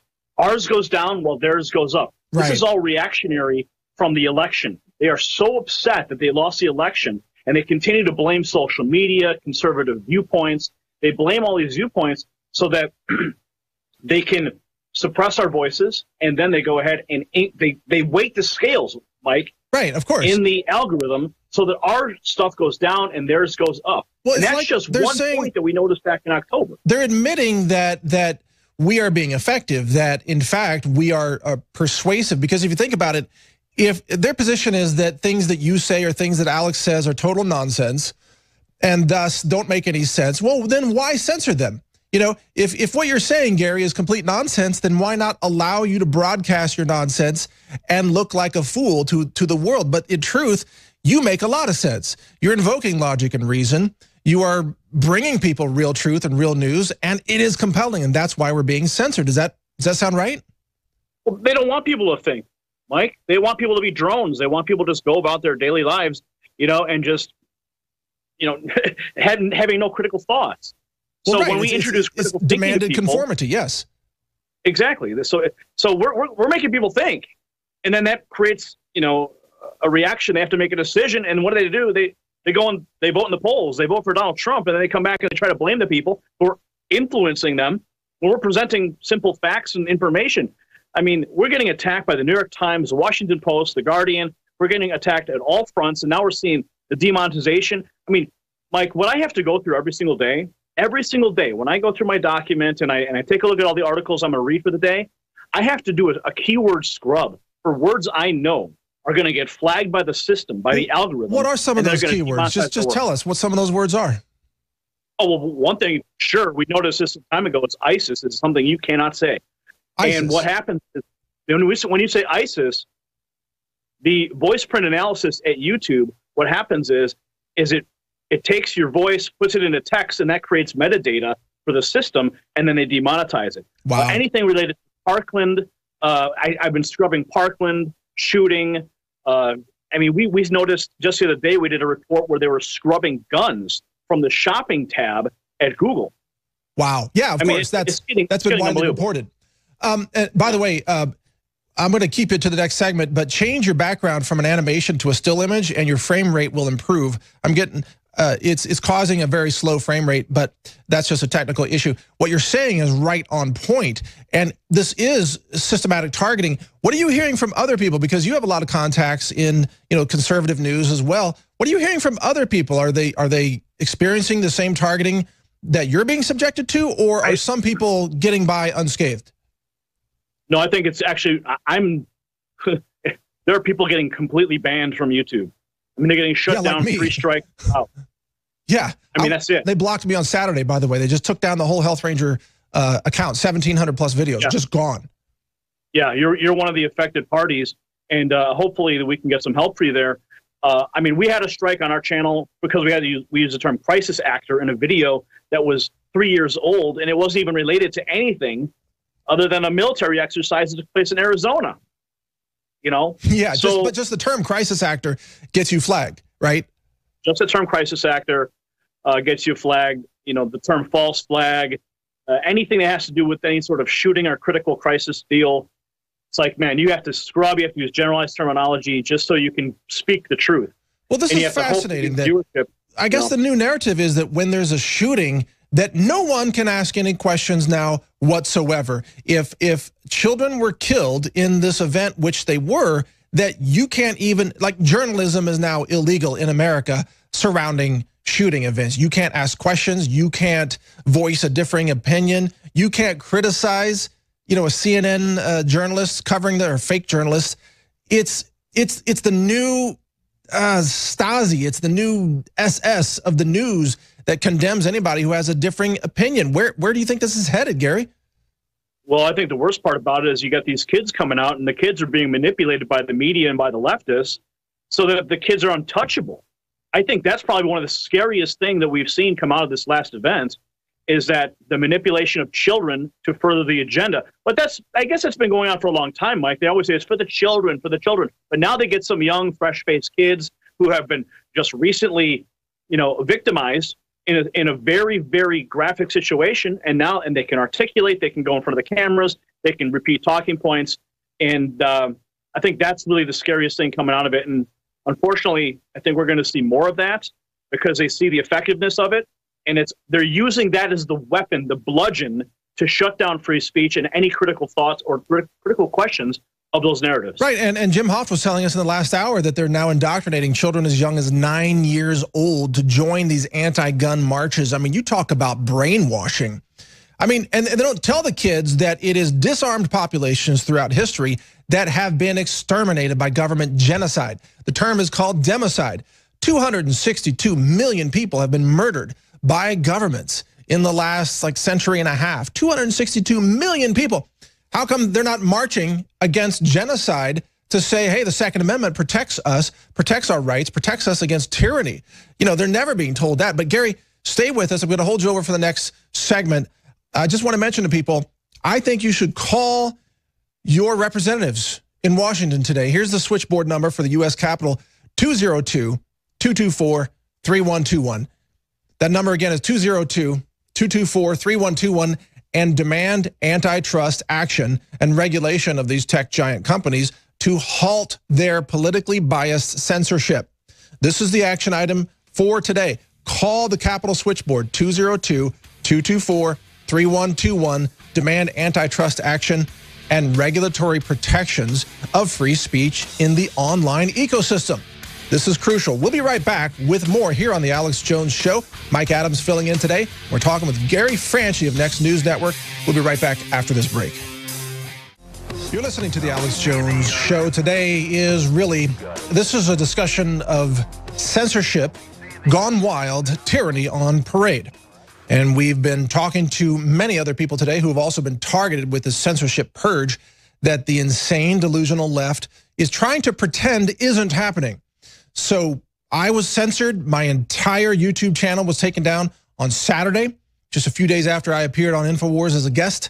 Google censored my website a year ago, took us down for 6 days for no reason whatsoever. That was natural news. We talked to Jim Hoft from the Gateway Pundit, who has been subjected to this censorship tyranny. InfoWars is being attacked by CNN. Paul Joseph Watson is being attacked. CNN is committing economic sabotage now against InfoWars, trying to take away the revenue that supports this operation. Go to InfoWarsStore.com, by the way, to defeat CNN's attempt. And now we're joined by Gary Franchi of the Next News Network, who is also targeted. So anybody trying to say that this isn't happening is completely out of it. This is absolutely happening. The purge is on. They're trying to silence our voices. And my main question for you, Gary, is why? What is coming up that is so dangerous for America that they have to silence all of our voices in advance? What do you think is coming up, Gary? Well, Mike, we got the 2018 midterm elections coming up, and the last thing that YouTube, that Google, that Facebook, they want to deal with again is being blamed for some sort of hacking or election loss.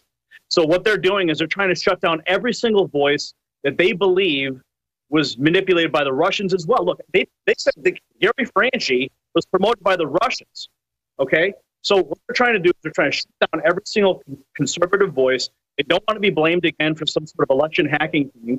And because the egg was on their face, everyone's pointing the finger at them. So I think that's one thing that because of the election, they do not want to have a repeat of that. But of course, you're talking about the midterm elections. coming up, and I get that, and your audio is kind of cutting out there a little bit. Sorry for me interrupting, but it seems like to me, though, there's got to be something bigger than that. I mean, just the midterm elections, I granted, that's crucial, and if they win, you know, the House, then they will impeach Trump. And if they impeach Trump, they think maybe they can win the 2020 presidency, and then they will use that to take away the guns, you know, take away our firearms and install another anti-gun person at the Supreme Court level. I get all that, but do you have any hint that there is something bigger in the works than just the elections? Well, I mean, you look at the long goal of the New World Order. I mean, they want to turn America into a third world despot. They want us all to be subservient to their algorithms, to their government handouts. They want us to just fall in line. So that's why they need to take the guns away, and they use every single opportunity to do that. So at the end of the day, you know, government roundups is, I mean, that's the ultimate goal. When you have a disarmed population, they can come in and easily round up the dissident voices. Well, that's the thing, yeah. And they can only take our guns if we agree to give them up, because they can't take them by force. There are too many armed Americans. There are too many people who will defend their country. You know, thank God. And I'm one of them, and you're one of them, I know. But they have to get people to voluntarily surrender their Second Amendment rights. And in order to do that, it seems like they're going to have some bigger false flag than what we've ever seen in history. And that's the only way. How are you going to convince, you know, 100 plus million Americans to give up their guns?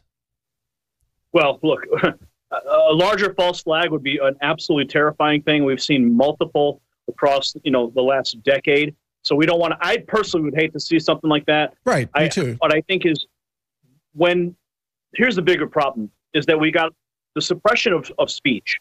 And speech is the only mechanism by which we can communicate and have an effective dialogue, debate, and then have effective change across the country.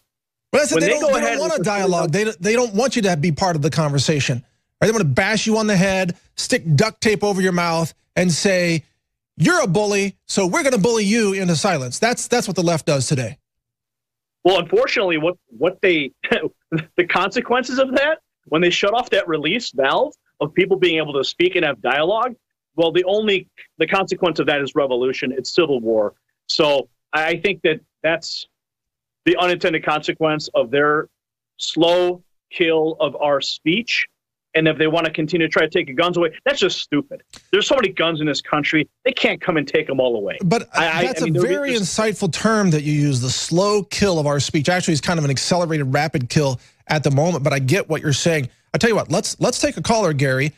We've got Hot Shot from California calling in. Thank you for holding. You're on with Mike Adams here and Gary Franchi. You can pose a question to either one of us or both. What's your question? Go ahead. Hello, you guys. Thank you for taking my call. You bet. I'd like to talk about, Gary's talking about the targeted individuals. That's true. That's happening. It's happening down to the simple man level. If you have a voice and you're speaking out and you're being effective, they're going to put a thumb on you and hold you down. It's happening to everybody across the board. I'd like to shine some light on the Florida incident and his remarks saying he was hearing voices. Okay? You're talking about Nicholas Cruz. Correct. Yes, I am. Okay, go ahead. I'm trying to get that in under there so we don't get censored. Right. You know how the censorship keywords work. Go ahead, though. Correct. So if you were to dig deeper into that, there's such thing as called offensive information warfare. Offensive information warfare was used in the first Desert Storm. It's said that we got the Iraqis to lay down their guns with the voice of God weapon. Now, you put somebody on psychotropics and you use neuro-linguistic programming and the voice of God weapon, you can pretty much program to do anything, much like a Manchurian candidate. But they're saying that the left is saying that Trump is the Manchurian candidate. How insane is that? I mean, when you say it, caller, I apologize, I don't know your name. When you say it, they're going to say you're a conspiracy theorist. But when they say Trump is a Manchurian candidate, that's not a conspiracy theory. You see? Sure, I understand the double standard. We've just got to stick to our program and work it from within. You take, for example, the U.S. Embassy attack in Cuba, 24 individuals with brain abnormalities. There's 4 technologies out under offensive information warfare. They could have easily been hit with signals technology. You're aware of this, Mike? Absolutely. And let's get Gary's response on this. We've only got about a minute left. Go ahead, Gary. What's your response to what the caller's saying? Well, I mean, information technology, warfare, I mean, this is what we're experiencing all across the country. I mean, it's happening in real time. We have to censor ourselves by not even saying keywords in video streams. I mean, it's absolutely ridiculous what's happening. But in the Manchurian candidate sense of things, the hypocrisy is clear. You know, you can have Trump can be the Manchurian candidate, or Cruz can be the Manchurian candidate. You know, pick the narrative of the day. The bottom line is they're censoring us. They're trying to shut us down. We cannot let that continue. It's absolutely true. I thank you for your call, Hot Shot from California. Very well spoken and some good points there for all of us to consider. Gary, I also want to thank you for joining us. Your website is nextnewsnetwork.com. Is that correct? Yeah, nextnewsnetwork.com. You can find us at youtube.com/nextnewsnetwork for now. Yeah, they're going to censor you next. Once you appear on this show, you're targeted for termination, Gary. That's what happened to me. The target's big. All right, all right. Well, thanks for being on today, Gary, and thank you for joining us. We'll be back after this break with more. You're listening to The Alex Jones Show with Mike Adams filling in today. The assault on free speech is on. They're trying to exterminate independent voices and independent media from the space, the place of public discussion. The internet is being cleansed, you might say, cleansed of the ability to think, the ability to question. I mean, think about it. YouTube took my channel down, but they leave channels up that have violence and, you know, abusing animals and live shootings and murder and everything. That's no problem. But someone like me who asks a few important questions about the left-wing agenda, no, you get censored. So there are powerful actions that you can take right now. Going to mention those. Just going to repeat, too, that this is a good time to call your Capitol switchboard today at 202-224-3121 and talk to your lawmakers and demand antitrust action against these tech giants who are unfairly singling people out for politically biased censorship. Another thing you can do is you can tweet out the @YouTube team. It's just @YouTube is the Twitter handle, and demand that they stop censoring Paul Joseph Watson and InfoWars and Natural News and everybody else that they're censoring. I'm also launching a new free speech video aggregation site. I've already spoken with Alex about this. He fully supports the operation. We're going to be carrying the InfoWars videos. I'll be talking to Rob Dew and Paul Joseph Watson, getting all that coordinated. And that site, which is just a teaser right now, but it's launching later this year, is called real.video. It's real.video, completely ad-free. This is not a commercial plug. It's a place where our free speech rights will be protected. It's a video distribution system for people like Jim Hoft and Gary Franchi and Paul Joseph Watson and David Knight and Alex Jones and myself. And that site, you can register there now just to get informed. It's called real.video. We grabbed that premium domain name last week as part of this operation, and I'm working with peer-to-peer programmers. That does not, by the way, compete with BitChute.com or D.Tube or Steemit or anything like that. It actually works alongside them in many ways, as you'll soon see. And by the way, I fully support all of those peer-to-peer video sites and Steam and Steemit.com, doing great work. I think Alex has already given everybody permission to upload and share his videos. You can also, I want to encourage you to type your favorite website URLs directly into your browser. Don't depend on Facebook to spoon feed you biased disinformation. Don't even depend on, let's say, Reddit to give you a feed. You should go to the websites that you support, where you know the truth reigns supreme. You know, just type in Infowars.com. Just type in naturalnews.com. Just go directly to the websites. Don't depend on somebody else to curate your content, because then you're not going to get real information if you do that. The other thing is, walk away from Facebook, YouTube, and Google. Walk away from these biased, anti-American services. Stop using Facebook. It wastes your time. It invades your privacy. Stop using Google. Use DuckDuckGo instead, or some other alternative search engine. Stop using YouTube. You know, those I mentioned, BitChute.com and D.Tube are sort of peer-to-peer. One of them, I think, is blockchain-powered. D.Tube is. These are sort of up-and-coming, the alternative replacements for YouTube. And I encourage you to use those sites. You've got to stop allowing the technocracy to control your attention, to control what information you're getting. And lastly, start publishing your own content. Join the fight. Start a blog, start a podcast, film videos. I mean, the guy we just interviewed, Gary Franchi, you know, a few years ago, he just had like a microphone and a camera and a curtain, you know, and he was doing free speech videos. And look at him now, you know, he's all professional. He's got a huge animated backdrop and everything. And it's the same way here. I mean, Alex Jones started out as like a guy with a desk and a microphone and like a computer monitor behind him. And now it's a full-on world-class operation here. You can start small and you can join these liberty voices. And it is crucial that you do so. This is not about, you know, me or Alex or any one person. This is about the community of people who love freedom, who love liberty, who love just the divine right to think for yourself. The right to express your point of view without being pummeled and bludgeoned and censored and silenced and insulted and subjected to endless lawsuits like what's happening to Alex right now. It's insane. So join the fight. Now, I'm going to take some more calls in this segment. And also, I just want to tease this one more time. I am going to talk about, in the last segment here, this recycling of aborted babies into the food supply. That is not a misstatement. This is factual. It is true. I'm going to connect the dots for you here, so you don't want to miss that segment here on the Alex Jones Show. It's the stuff that we have to talk about is so mind-numbing. It's atrocious. It's horrifying. We're going to get to that. You need to know that the food that you're eating and the food being fed to your children in the schools is being grown on, quote, fertilizer that consists of ground up, dead, aborted babies, okay? That is true. We're going to get to that. And I almost couldn't touch the subject, so I've been putting it off. We're going to talk to Lauren in California. Thank you for calling, Lauren. You're live on the air with the Health Ranger. Thank you. What's your question or comment? Go ahead. Hey, Mike, it's great to be on with you. I'm a huge fan.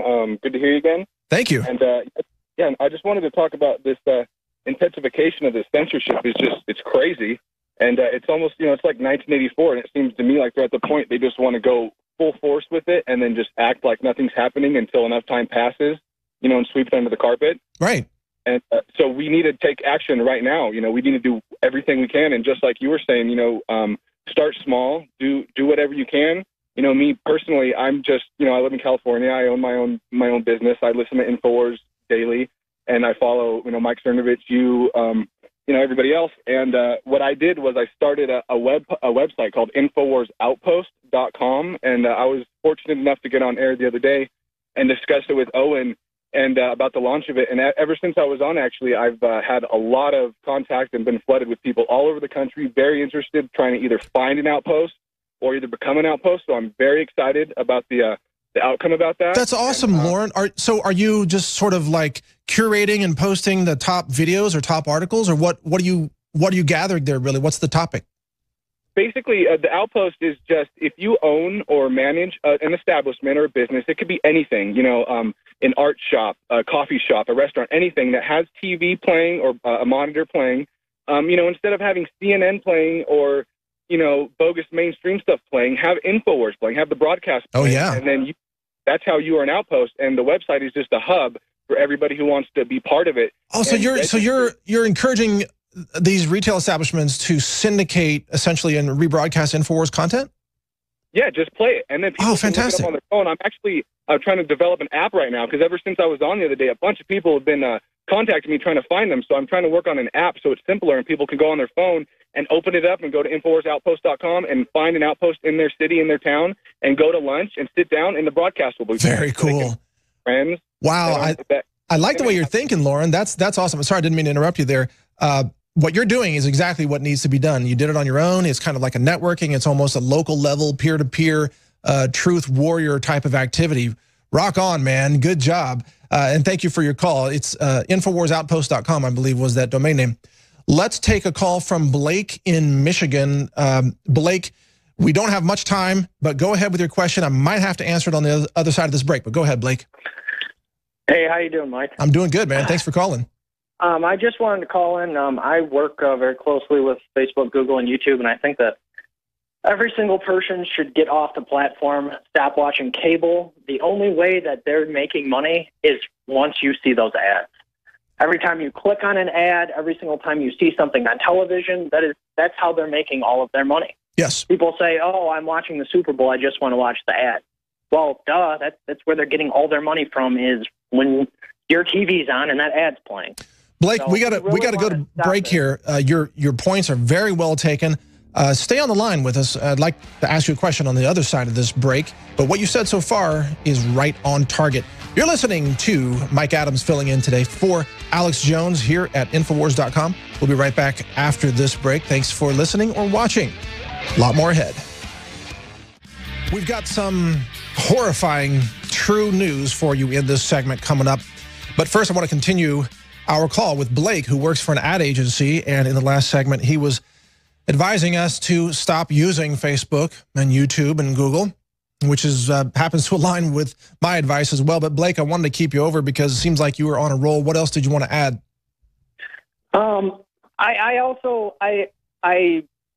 I caution people to look at this on both sides of the coin, because if we fold our hand and everybody pulls out of these big sites, Facebook, YouTube, Twitter, that opens up a void for something else that could be put in place that may not allow us to have the freedoms that we currently have on these networks that we're currently on, which are being very, limited and put a lid on. But I mean, I don't know. I feel like everybody needs to wake up and stop drinking the fluoride, start eating organic, and really need to get together with your local community to set up maybe a time for everybody to get together and actually really reconnect, because we're being viewed as just a number on a computer. We're being viewed as a follower or a click. Well, we're not even being viewed as real people anymore by all of these multinational corporations. You're absolutely right, Blake, and I really appreciate your call. And I think what you're getting to is that the key is decentralization.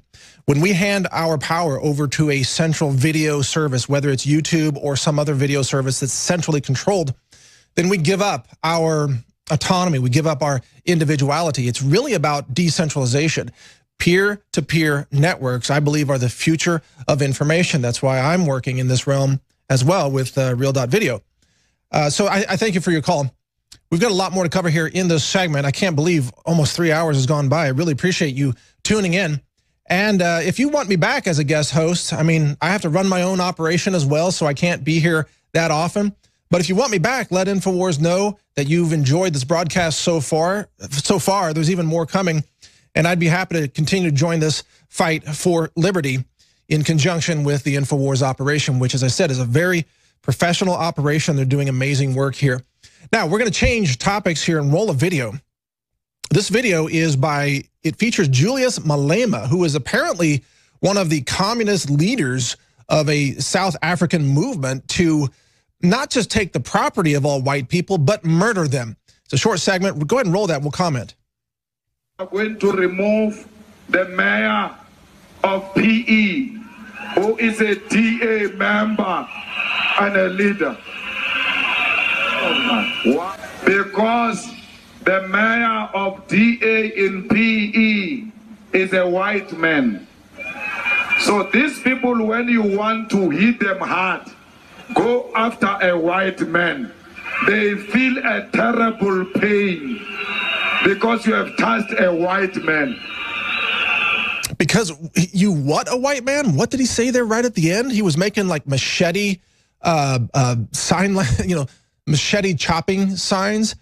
That is some scary video. It's kind of like, because there were abuses of civil liberties in the past, that they now justify what sounds like the execution of white people in South Africa. That is scary, but it's also, of course, fully aligned with the way the left operates.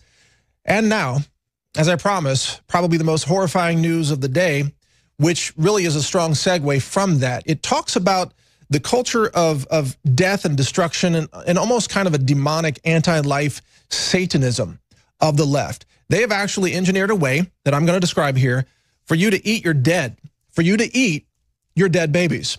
It is happening right now. You can't even believe it. We're going to start with this story about a recycling technology to eat your dead who have been bio-cremated kind of like right out of the Matrix. There is a company in Canada. It's in a city called Smith Falls, and it uses a biocremation technology that dissolves the dead, and then they drain them into the city sewers. So instead of being, traditionally cremated or buried, you are turned into a liquid goo, and then you're drained down the sewers, which goes, by the way, to a biosludge collection facility. And this biosludge is then, they drain the water off of it, and they distribute it to rural farms, and they spread it on crops.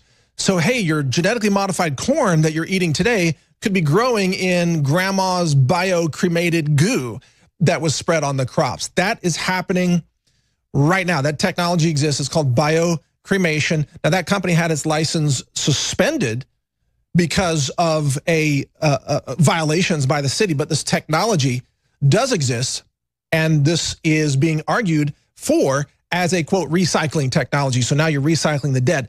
But that's not where this story ends.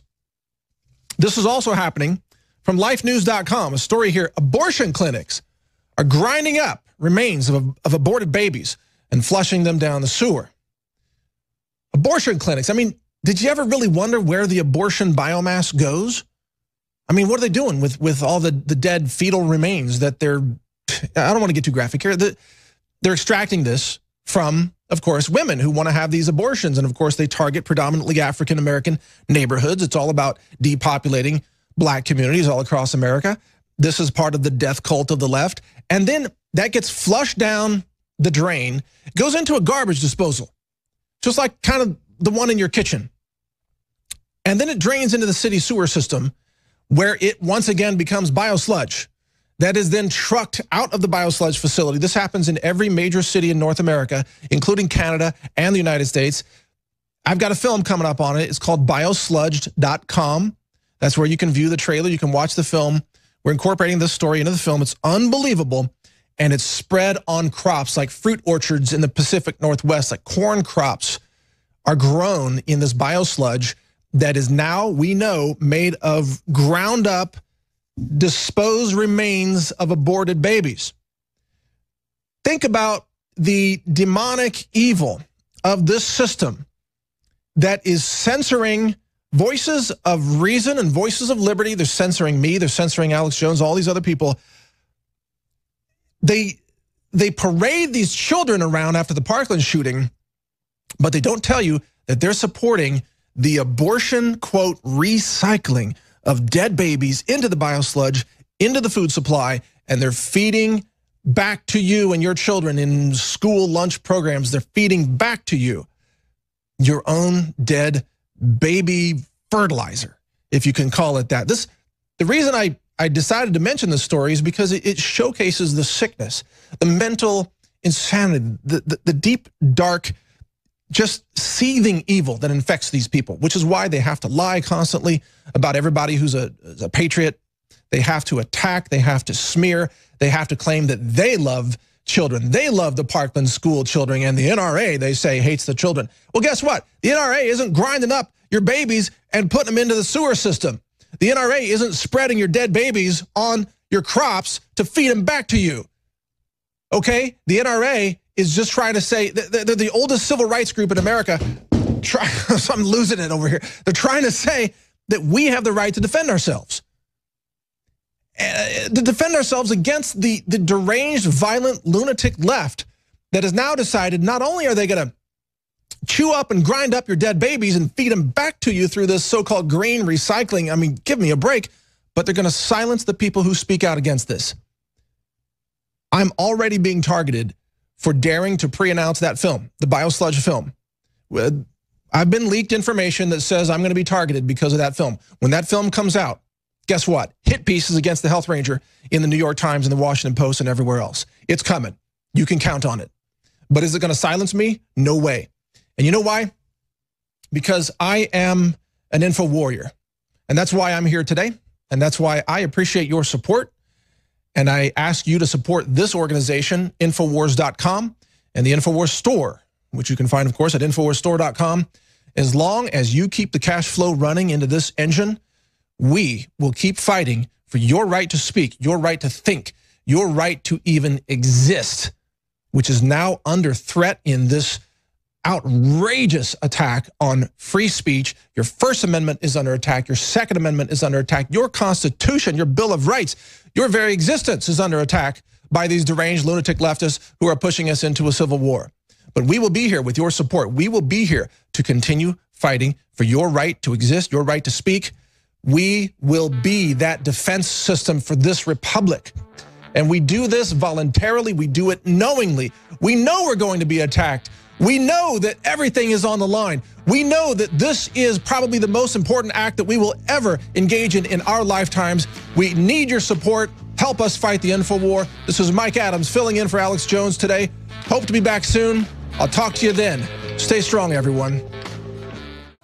And we now enter the 4th hour of the Alex Jones Show. It's been a real privilege to be able to be with you today.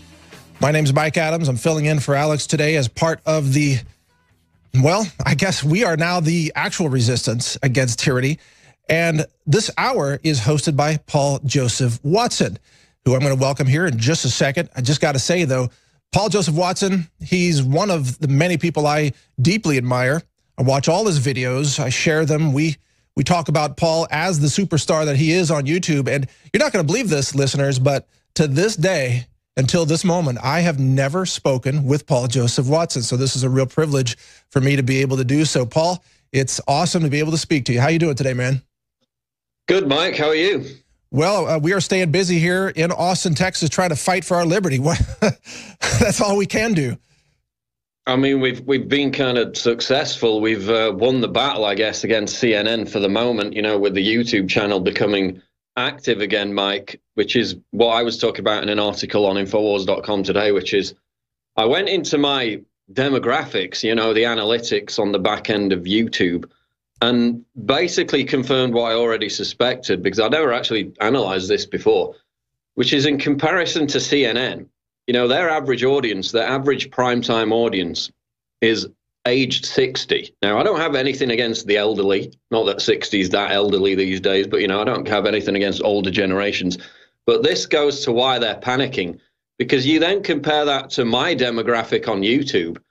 The biggest sections by far are 18 to 24-year-olds and 25 to 34-year-olds. Wow. Now, obviously, that's you know, related to the fact that it is YouTube and young people are on that platform. But that is my primary platform. That is my, you know, cable media. That's the equivalent. So you're dangerous. You're obviously dangerous because you're influencing young minds who represent the future voters. What is it about your style or your message that CNN thinks is so darn dangerous that you have to be destroyed? I think, Mike, it's because I've kind of absorbed tactics and techniques that other YouTubers, successful YouTubers, have used, not even in the political realm. So things just related to do with the editing of the videos, even the sound effects used in the videos, you know, the style of the scripts. I learned everything from successful YouTubers, most of whom weren't even political, applied that politically, and by doing that, got an audience on board that maybe wasn't political before. So it's reaching new people, it's reaching young people. And that's, you know, I write in this article, Mike, all the messages I get, well, most of them anyway, they're from like teenagers. Wow. They're from people in their young 20s. They're at school.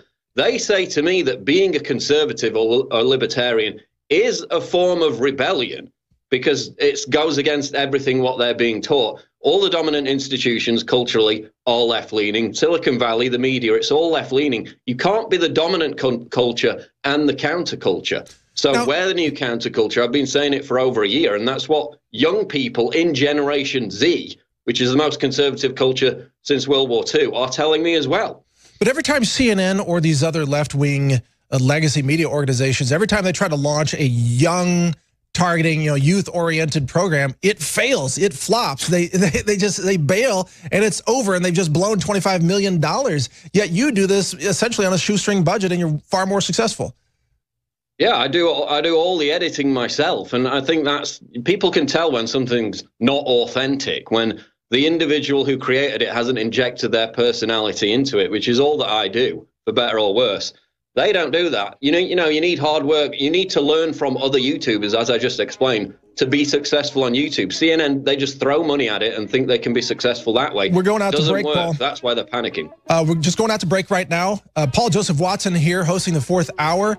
Mike Adams just asking a couple of questions. This is awesome. I'm having a great time. We'll be right back after this break. You're listening to the Alex Jones Show, 4th hour. Stay with us. You are listening to the 4th hour here, March 6th, 2018. This is the Alex Jones Show. Mike Adams, the Health Ranger, filling in today. This is my last segment. I am thrilled to be able to ask a couple of questions to your official host for this hour, Paul Joseph Watson, who is being targeted by CNN. And Paul, I really appreciate you allowing me to ask you a couple of questions here today. A burning question that I have for you. Isn't this censorship purge an admission by these left-wing techno tyrants that they have lost the argument? Yeah, they've lost the argument on YouTube to a great extent. Basically, all they've got on YouTube is these left-wing late-night comedy channels, which, I mean, let's admit, they are still very successful on YouTube. But, you know, that takes a gargantuan effort to produce that kind of material. I mean, Jimmy Kimmel, Colbert, whoever, they've all got like teams of 5 to 10 writers who write everything for them. Massive production costs. So it takes them way more energy and resources to get out the same kind of content that we do. Difference is, on YouTube, there's a community which isn't even right-wing. It's not really that conservative. It's mainly based around a skeptics community or an anti-SJW community, which is strong, and it resonates with young people because all these people have very interesting personalities, great delivery, great skills with editing and so forth, great content. There's nothing like it on the left. There's what, like the Young Turks? I mean, that's in decline. Nobody really cares about that anymore. They don't have anything similar. And I noticed, Mike, that a lot of this YouTube censorship kind of stepped up a gear after I gave a comment to the New York Times about 6 months ago, where I joked, kind of tongue-in-cheek, because it's kind of true, but I joked that YouTube was a right-wing safe space. I remember that. And ever since that time, the Wall Street Journal, CNN, you know, actively lobbying in direct communication with YouTube, saying, oh, what about this video? What about this video? Doesn't this violate your guidelines? Ever since then, they've stepped it up. The CEO of the Wall Street Journal a few weeks ago came out and said, this is interrupting our revenue stream. Basically, to paraphrase him, he said, this is stopping us making money and taking over the narrative.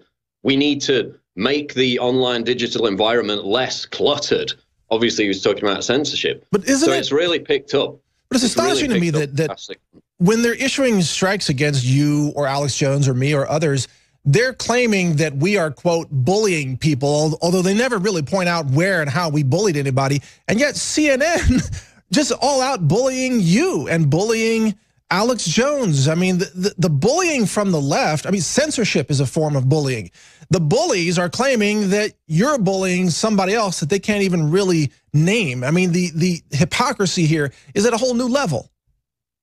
Well, exactly. And let's not forget that just, I think it was last week or the week before, as you see up on screen now, CNN sent a reporter to an old lady's home in Florida because she had posted some memes on Facebook that some Russians had also posted. This was a lady who was having active political meetings for Trump supporters where actual physical people turned up, not Russian bots. They go to her house, stick a camera in her face, dox her, bully her, harass her. Mike, that video's up on CNN's YouTube channel, not flagged for bullying or harassment. They get nothing whatsoever. You know, you had the Daily Beast last week expose the daughters of Pamela Geller, who aren't even conservative, aren't even involved in politics. They're on Instagram. They have deals with production companies to make content. Again, nothing political about it. They exposed them simply because of the views of their mother, who, by the way, is under death threat from Islamic terrorists on a regular basis, threatening to behead her. So the mainstream media can expose, dox, bully, harass people all day long. Remember, CNN threatened to reveal the Trump wrestling meme maker unless he expressed proper remorse. Right. So they can do it all day long and then point the finger at us if we talk about political hot button issues. Total hypocrisy. But it seems like, I mean, you're absolutely right with what you just said, but it seems like underneath all of this, there is a desperation of the left-wing media. There's a desperation. They believe, I mean, on the surface, they say that people like you make no sense and that what you're saying isn't true and no one has any reason to listen to you. But underneath, they're panicked. They're saying, oh my God, Paul Joseph Watson, he's attracting people who are young and brilliant and liberty-minded. He's waking people up. He's influential. He's convincing people, and we have to silence him. That's the real message from all this. The fact that they're targeting you is proof of your success. Well, I mean, I often say I'm just here in a corner of YouTube making content. Why are you so obsessed with me? But I mean, that's why it is, because I'm a threat to their monopoly. They can't compete with us on certain networks. Let's not forget that CNN's a global news organization with staff, 100 times that of InfoWars, probably more, massive corporate backing. And still, you go on YouTube, Alex Jones' channel, and if it's not deleted, it's still up there at this point. If you take the Alex Jones channel and my channel, just those two together, we have more subscribers than CNN. Right. So they can't. They're competing with us, but for the fact that they're a massive global news network, we threaten them. Mike, we had the stats released from Nielsen a few days ago, where CNN's lost 19% of its total day audience, 16% of its primetime audience in the past year. They haven't got one news show in the top 20. I mean, if the stock market plummeted 20% in a year, that would be called almost a crash. I mean, CNN's viewer participation is essentially crashing. It's extraordinary. Yeah, and obviously they got a bit of a bump from the Trump derangement syndrome in 2017, but they're coming back down to earth with a bang. They get 797,000 total viewers average. Now, that's half of what MSNBC gets. And you got to remember, CNN's on in hotel rooms, it's on in airports, it's on in bars all the time. They've got more reach, and yet they still get half the viewers of MSNBC. Fox, they get nearly 3 million viewers, way ahead of them. They're pathetic. I mean, now they're attacking us to get attention for them because, they're like this jealous ex-girlfriend stalker behavior that I've mentioned. They seem to be applying that to InfoWars, having applied it to Trump for the past year plus. All right, predictions. Paul Joseph Watson, PJW. Predictions. Where do you think this is going? Are these totalitarian tech companies going to suffer such a backlash that they back off? Or are they so desperate to cover up whatever may be coming, maybe the midterm elections, that they're going to continue to be aggressive in destroying the free speech rights of individuals, even knowing that the tech giants, are discrediting themselves in the process? What's your take?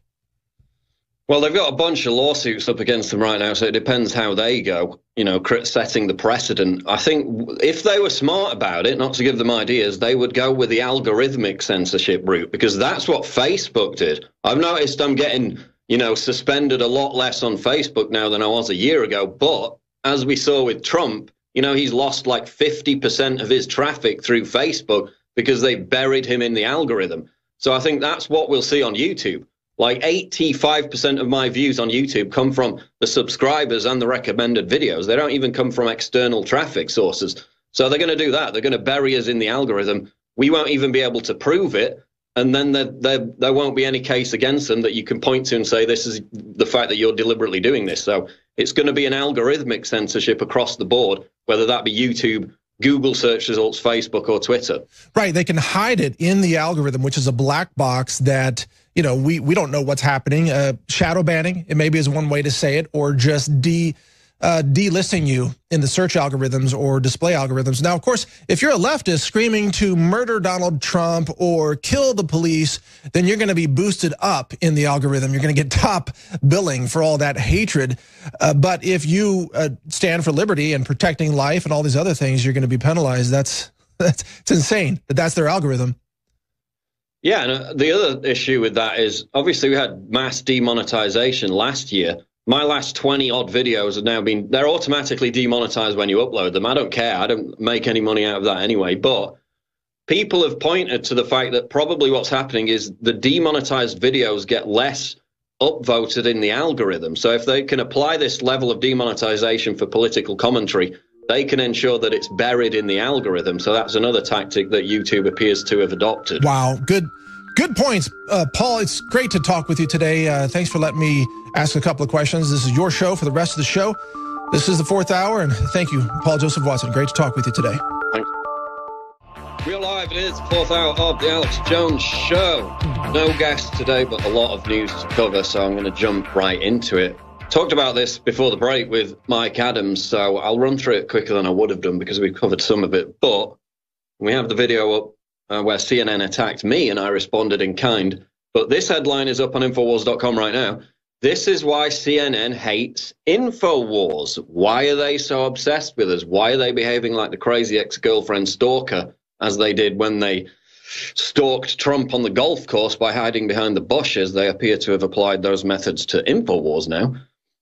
One of the primary reasons why CNN is attempting to sabotage Infowars by having YouTube shut down our channels, by targeting our advertisers, even though we don't make any money off that anyway, they're too stupid to realize that, is because we're attracting an increasingly younger audience, while CNN's audience is literally dying. These stats are from Nielsen Live. This is last year, so their audience has probably gotten even older by now. But the average CNN viewer is 60 years old, 60. Last year, or 2016, it was 59. So it appears to be getting older.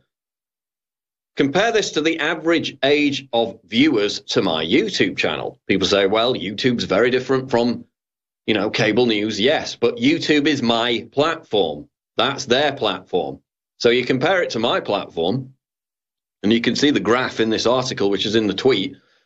By far the biggest demographics are 18 to 24-year-olds and 25 to 34-year-olds.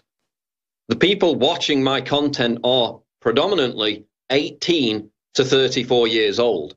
In other words, they're not literally dying, like CNN's audience.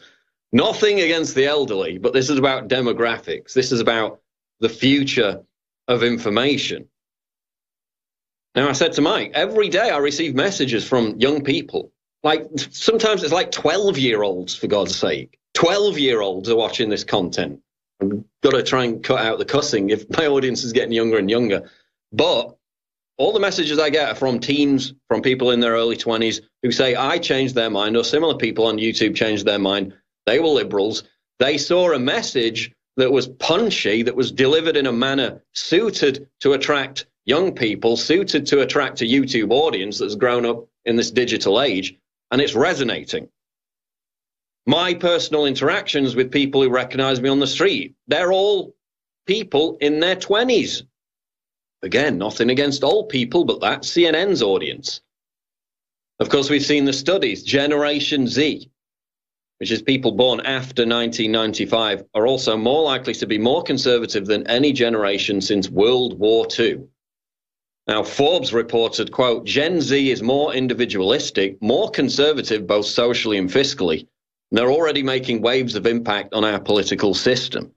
Those studies have confirmed that as opposed to millennials, who are all narcissists and they need their safe spaces and their puppies to cuddle if they hear an opinion they don't like, you challenge their argument on Twitter, they lock down their account faster than the speed of light.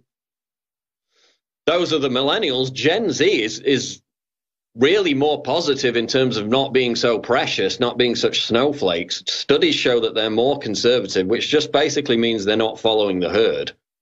Of course, there's a huge gamut of views that you can't just pigeonhole into the word conservative. But again, this goes back to what I said a year ago, a year plus. Conservatism is the new counterculture. Of course, the media came out when I said that with a volley of articles asserting that I was wrong. No, it's not. No, it's not.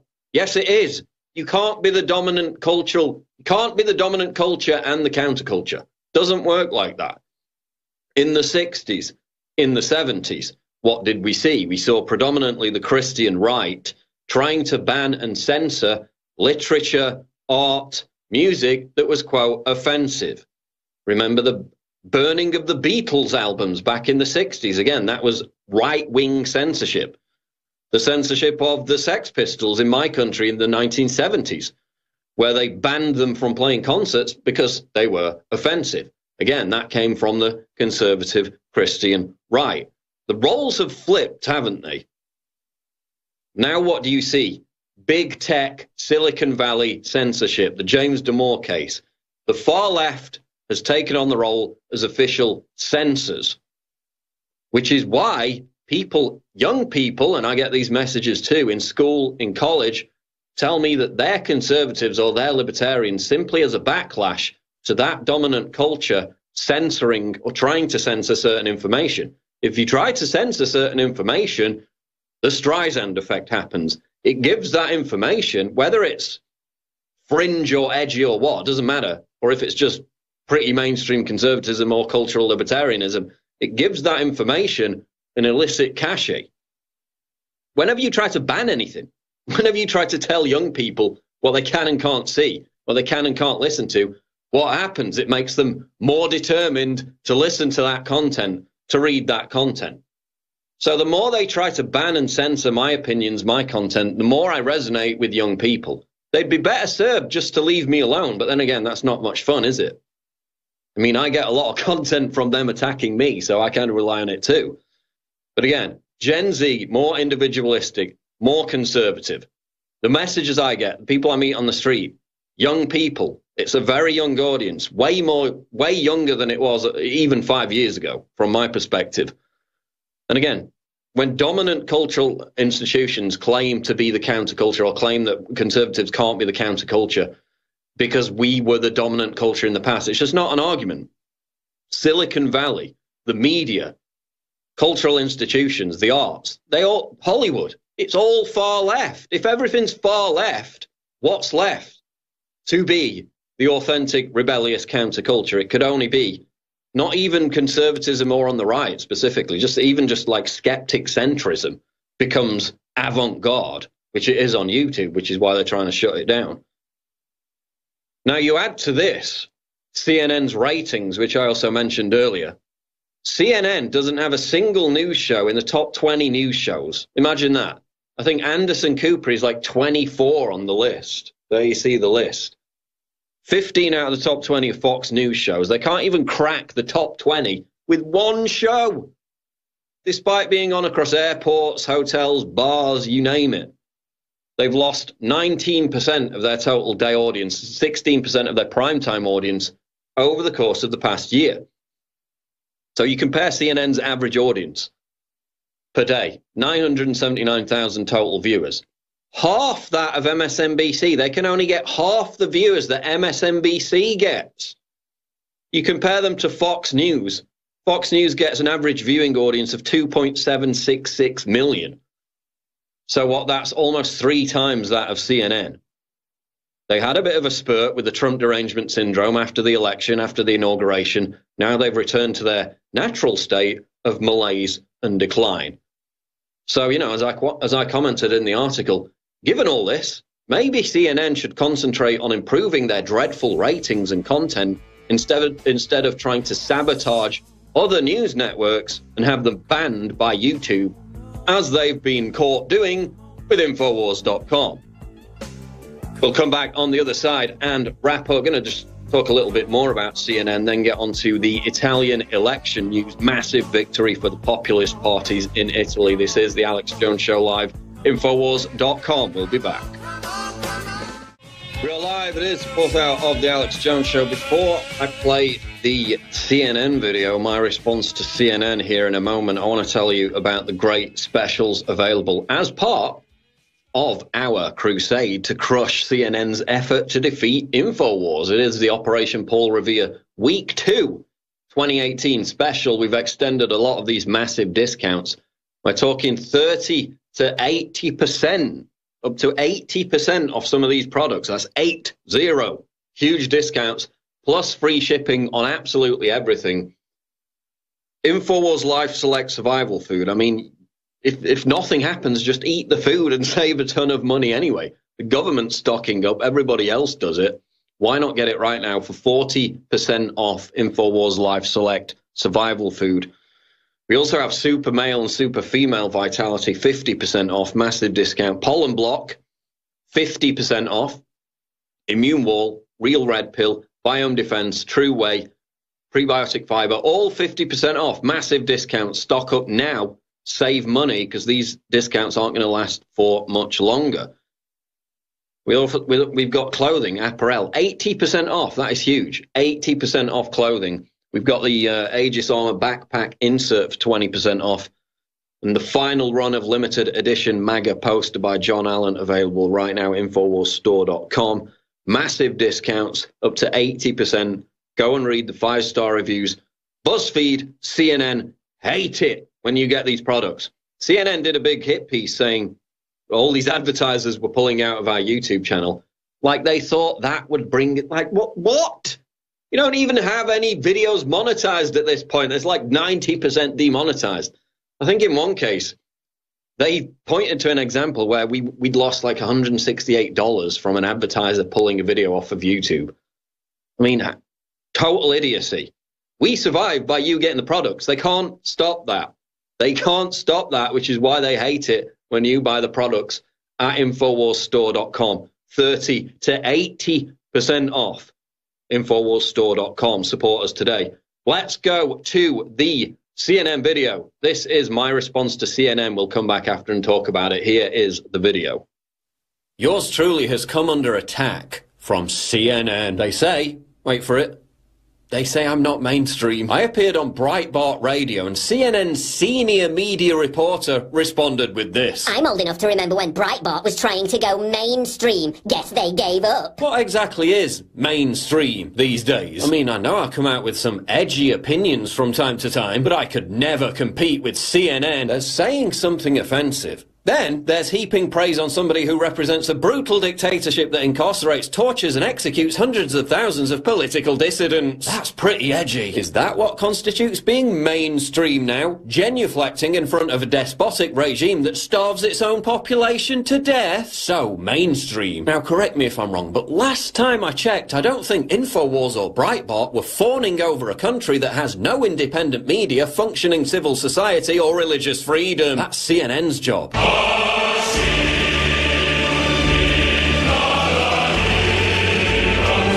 So mainstream. Maybe I'd be more mainstream if I encouraged cuckoldry. Apparently that's mainstream now too. But you know, when your primetime shows get less viewers than decades-old reruns of Yogi Bear cartoons, I guess you gotta spice it up a bit. Marlowe went on to heap praise on one of the world's leading conspiracy theorists, describing him as a smart guy and someone who is wildly popular. Second half of that, I'm not going to argue with, but calling me one of the world's leading conspiracy theorists. Don't know if you've noticed, but in virtually every video I've made about big events for the past 3 years, I've debunked conspiracy theories. Here.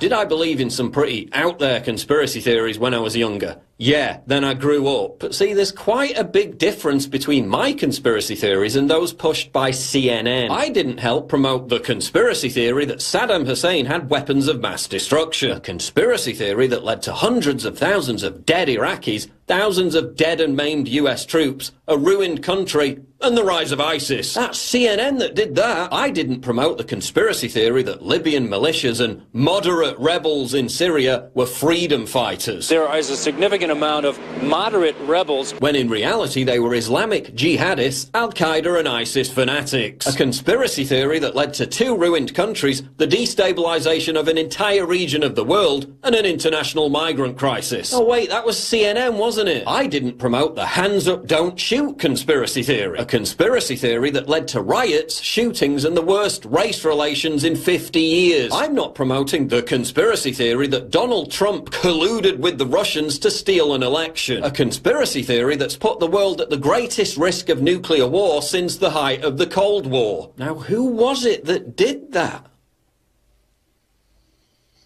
Oh yeah, it was CNN. Then why is CNN constantly like, Russia this, Russia that?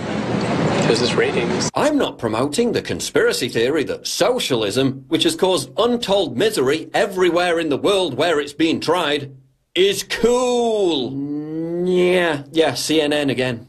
I didn't promote the conspiracy theory that Trump was igniting civil war while endorsing Antifa, a violent domestic terrorist group that advocates for civil war. Who was it that did that? Wasn't CNN? Yeah, it was CNN. I didn't promote the conspiracy theory that the president was deranged or physically unfit. Nor did I continue to promote it after it had been completely debunked. Wonder who did that?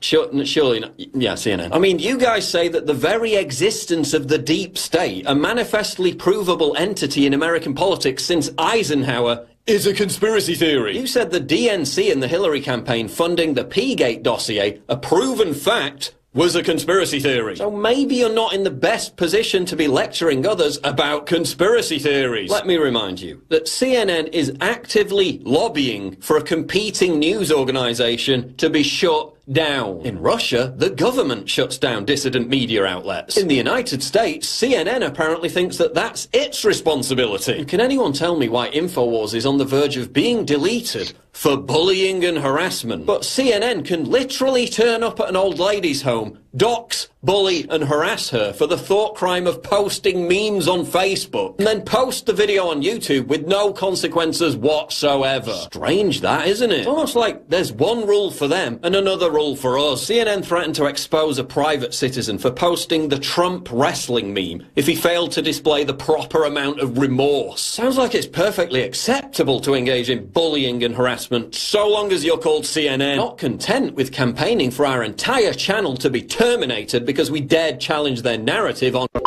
Oh, no. Now CNN is tracking down advertisers on InfoWars videos and trying to bully them too, because we really make so much money off YouTube ads at this point. Not like 90% plus of our content is already demonetized anyway. However are we going to survive? CNN is like a bitter, jealous ex-girlfriend that just won't leave us alone. Remember when they hid behind bushes to stalk Trump at that golf course? Well, now they're obsessed with InfoWars. But to be honest, CNN, you're just not our type. We just don't have much in common with a network that thinks the American people are stupid as But it'd be fair to question the intellect of the American voter. Oh no, they're stupid.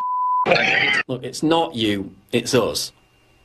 No, wait, it's you. It's definitely you. So take your conspiracy theories. You know the ones that start wars, continent-wide crises and domestic unrest. Yeah, those. Take your little InfoWars obsession, take your crusade against our YouTube channel, and shove it. Maybe then you can concentrate on, oh, I don't know, being an actual news network. Remember those days? No, me neither.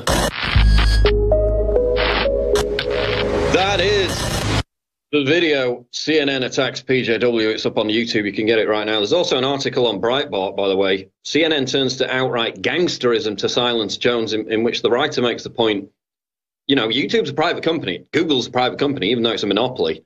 But social media is different. Imagine if 50 years ago a private company purchased the US mail and telephone company. Now imagine if they monitored and censored our communications based on their partisan speech codes. How is that any different from what corporate fascists in Silicon Valley are up to right now? So this private company argument, it's gone out the window a long time ago.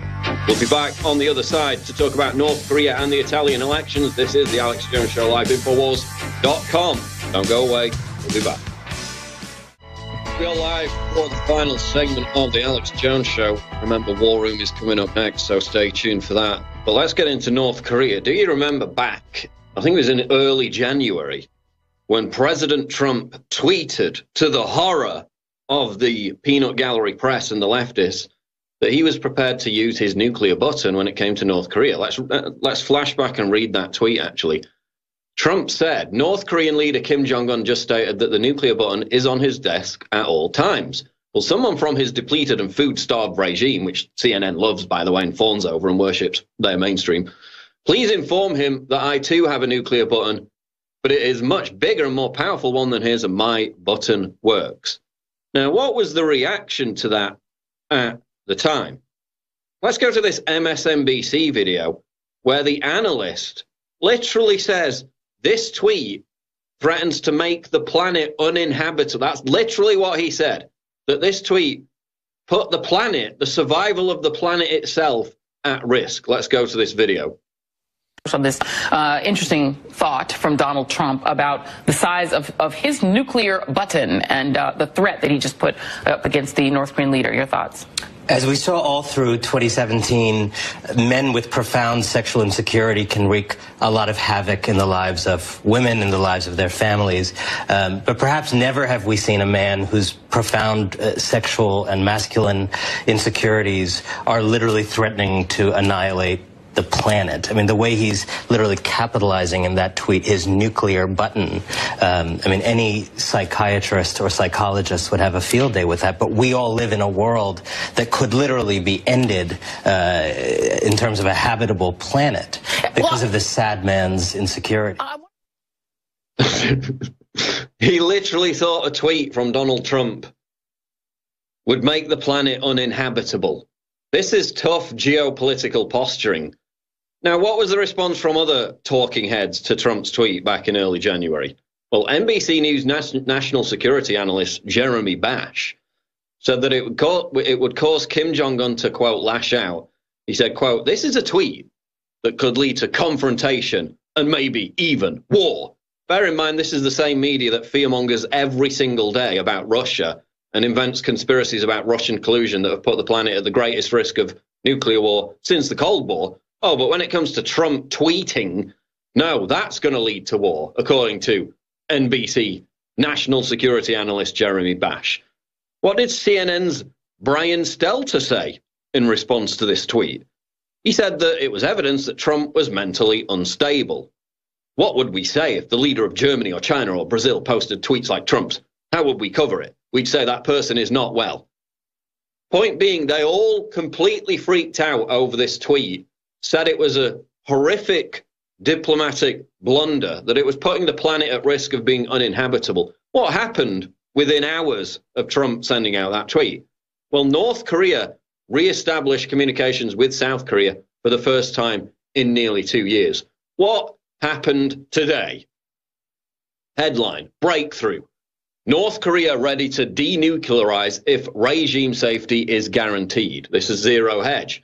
Score another diplomatic victory for Trump, whose hardline negotiating tactic appears to have generated a dramatic and favorable outcome. An outcome that the Financial Times dubbed a diplomatic breakthrough, that North and South Korea have agreed to hold direct talks between their leaders, with North Korea signaling it is willing to abandon its nuclear program if regime security can be guaranteed. The markets are loving it. It's a tough geopolitical stance by Trump that increased the likelihood that this would happen. In other words, not just the tweet, but the tweet worked.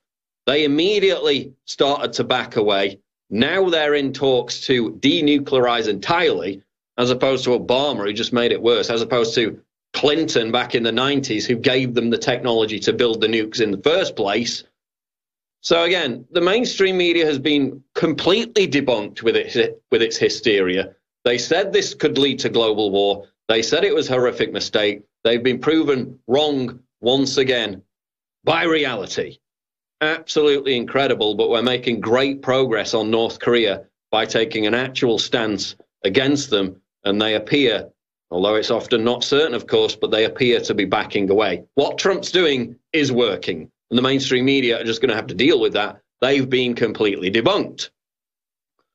Let's move on to Italy, where, of course, the Populist Party and the centre-right coalition swept to power. Obviously, only one of them can take power, but the centre-left Democrats, the Globalist Party, was completely decimated. They performed even worse than the polls suggested.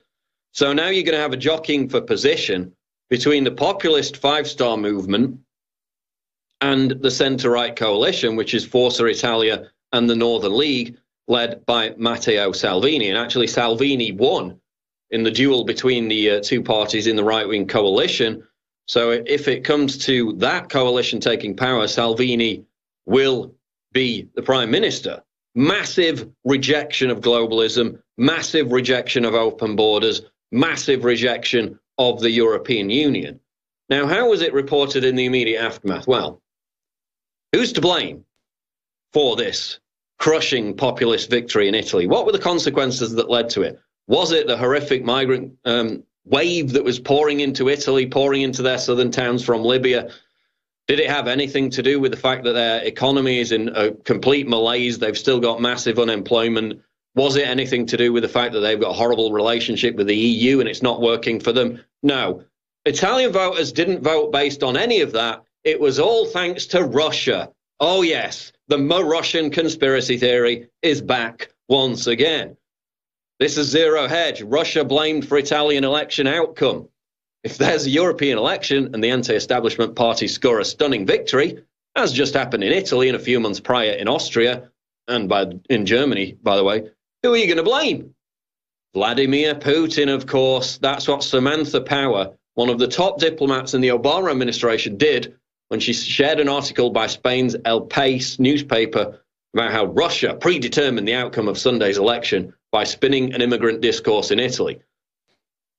So, because some Russian news outlets talked about the fact that Italy had a problem with mass immigration, with literally like 20-something-year-old girls being butchered and cannibalized, which happened, I think it was in Rome or another big Italian city a few weeks ago. They actually found that they'd cannibalized the woman. It was a migrant that carried out the murder. Massive problems with this onrush of immigrants from Libya, people smugglers. Now, that's all. That didn't happen. Nobody voted on that basis. They voted because Russia talked about it in their media. Absolutely incredible. Oh, by the way, Samantha Power's all concerned about foreign interventions. This is the same woman who was a water carrier for the U.S. intervention under Obama into Libya, a complete disaster which led to the migrant crisis in the first place. Oh, but now she's up there whining about foreign intervention. She's the queen of foreign intervention, trying to claim that Russia talking about the problems Italy has in its media is why people voted for populist parties, why people voted for centre-right parties. No, it's because they have massive problems with migration, massive problems with their economy. They've got 38% youth unemployment. They've got a terrible relationship with the EU. They've got a record debt load. They voted for change because their country was going down the toilet. It had nothing to do with Russia, Samantha Power. Absolutely incredible. Majority of Italian youngsters backed Eurosceptic anti-establishment parties. I was talking about this earlier. Conservatism is the new counterculture, not just culturally, but politically. We saw the same thing in France, remember, where 44% of youngsters backed Marine Le Pen, the populist candidate.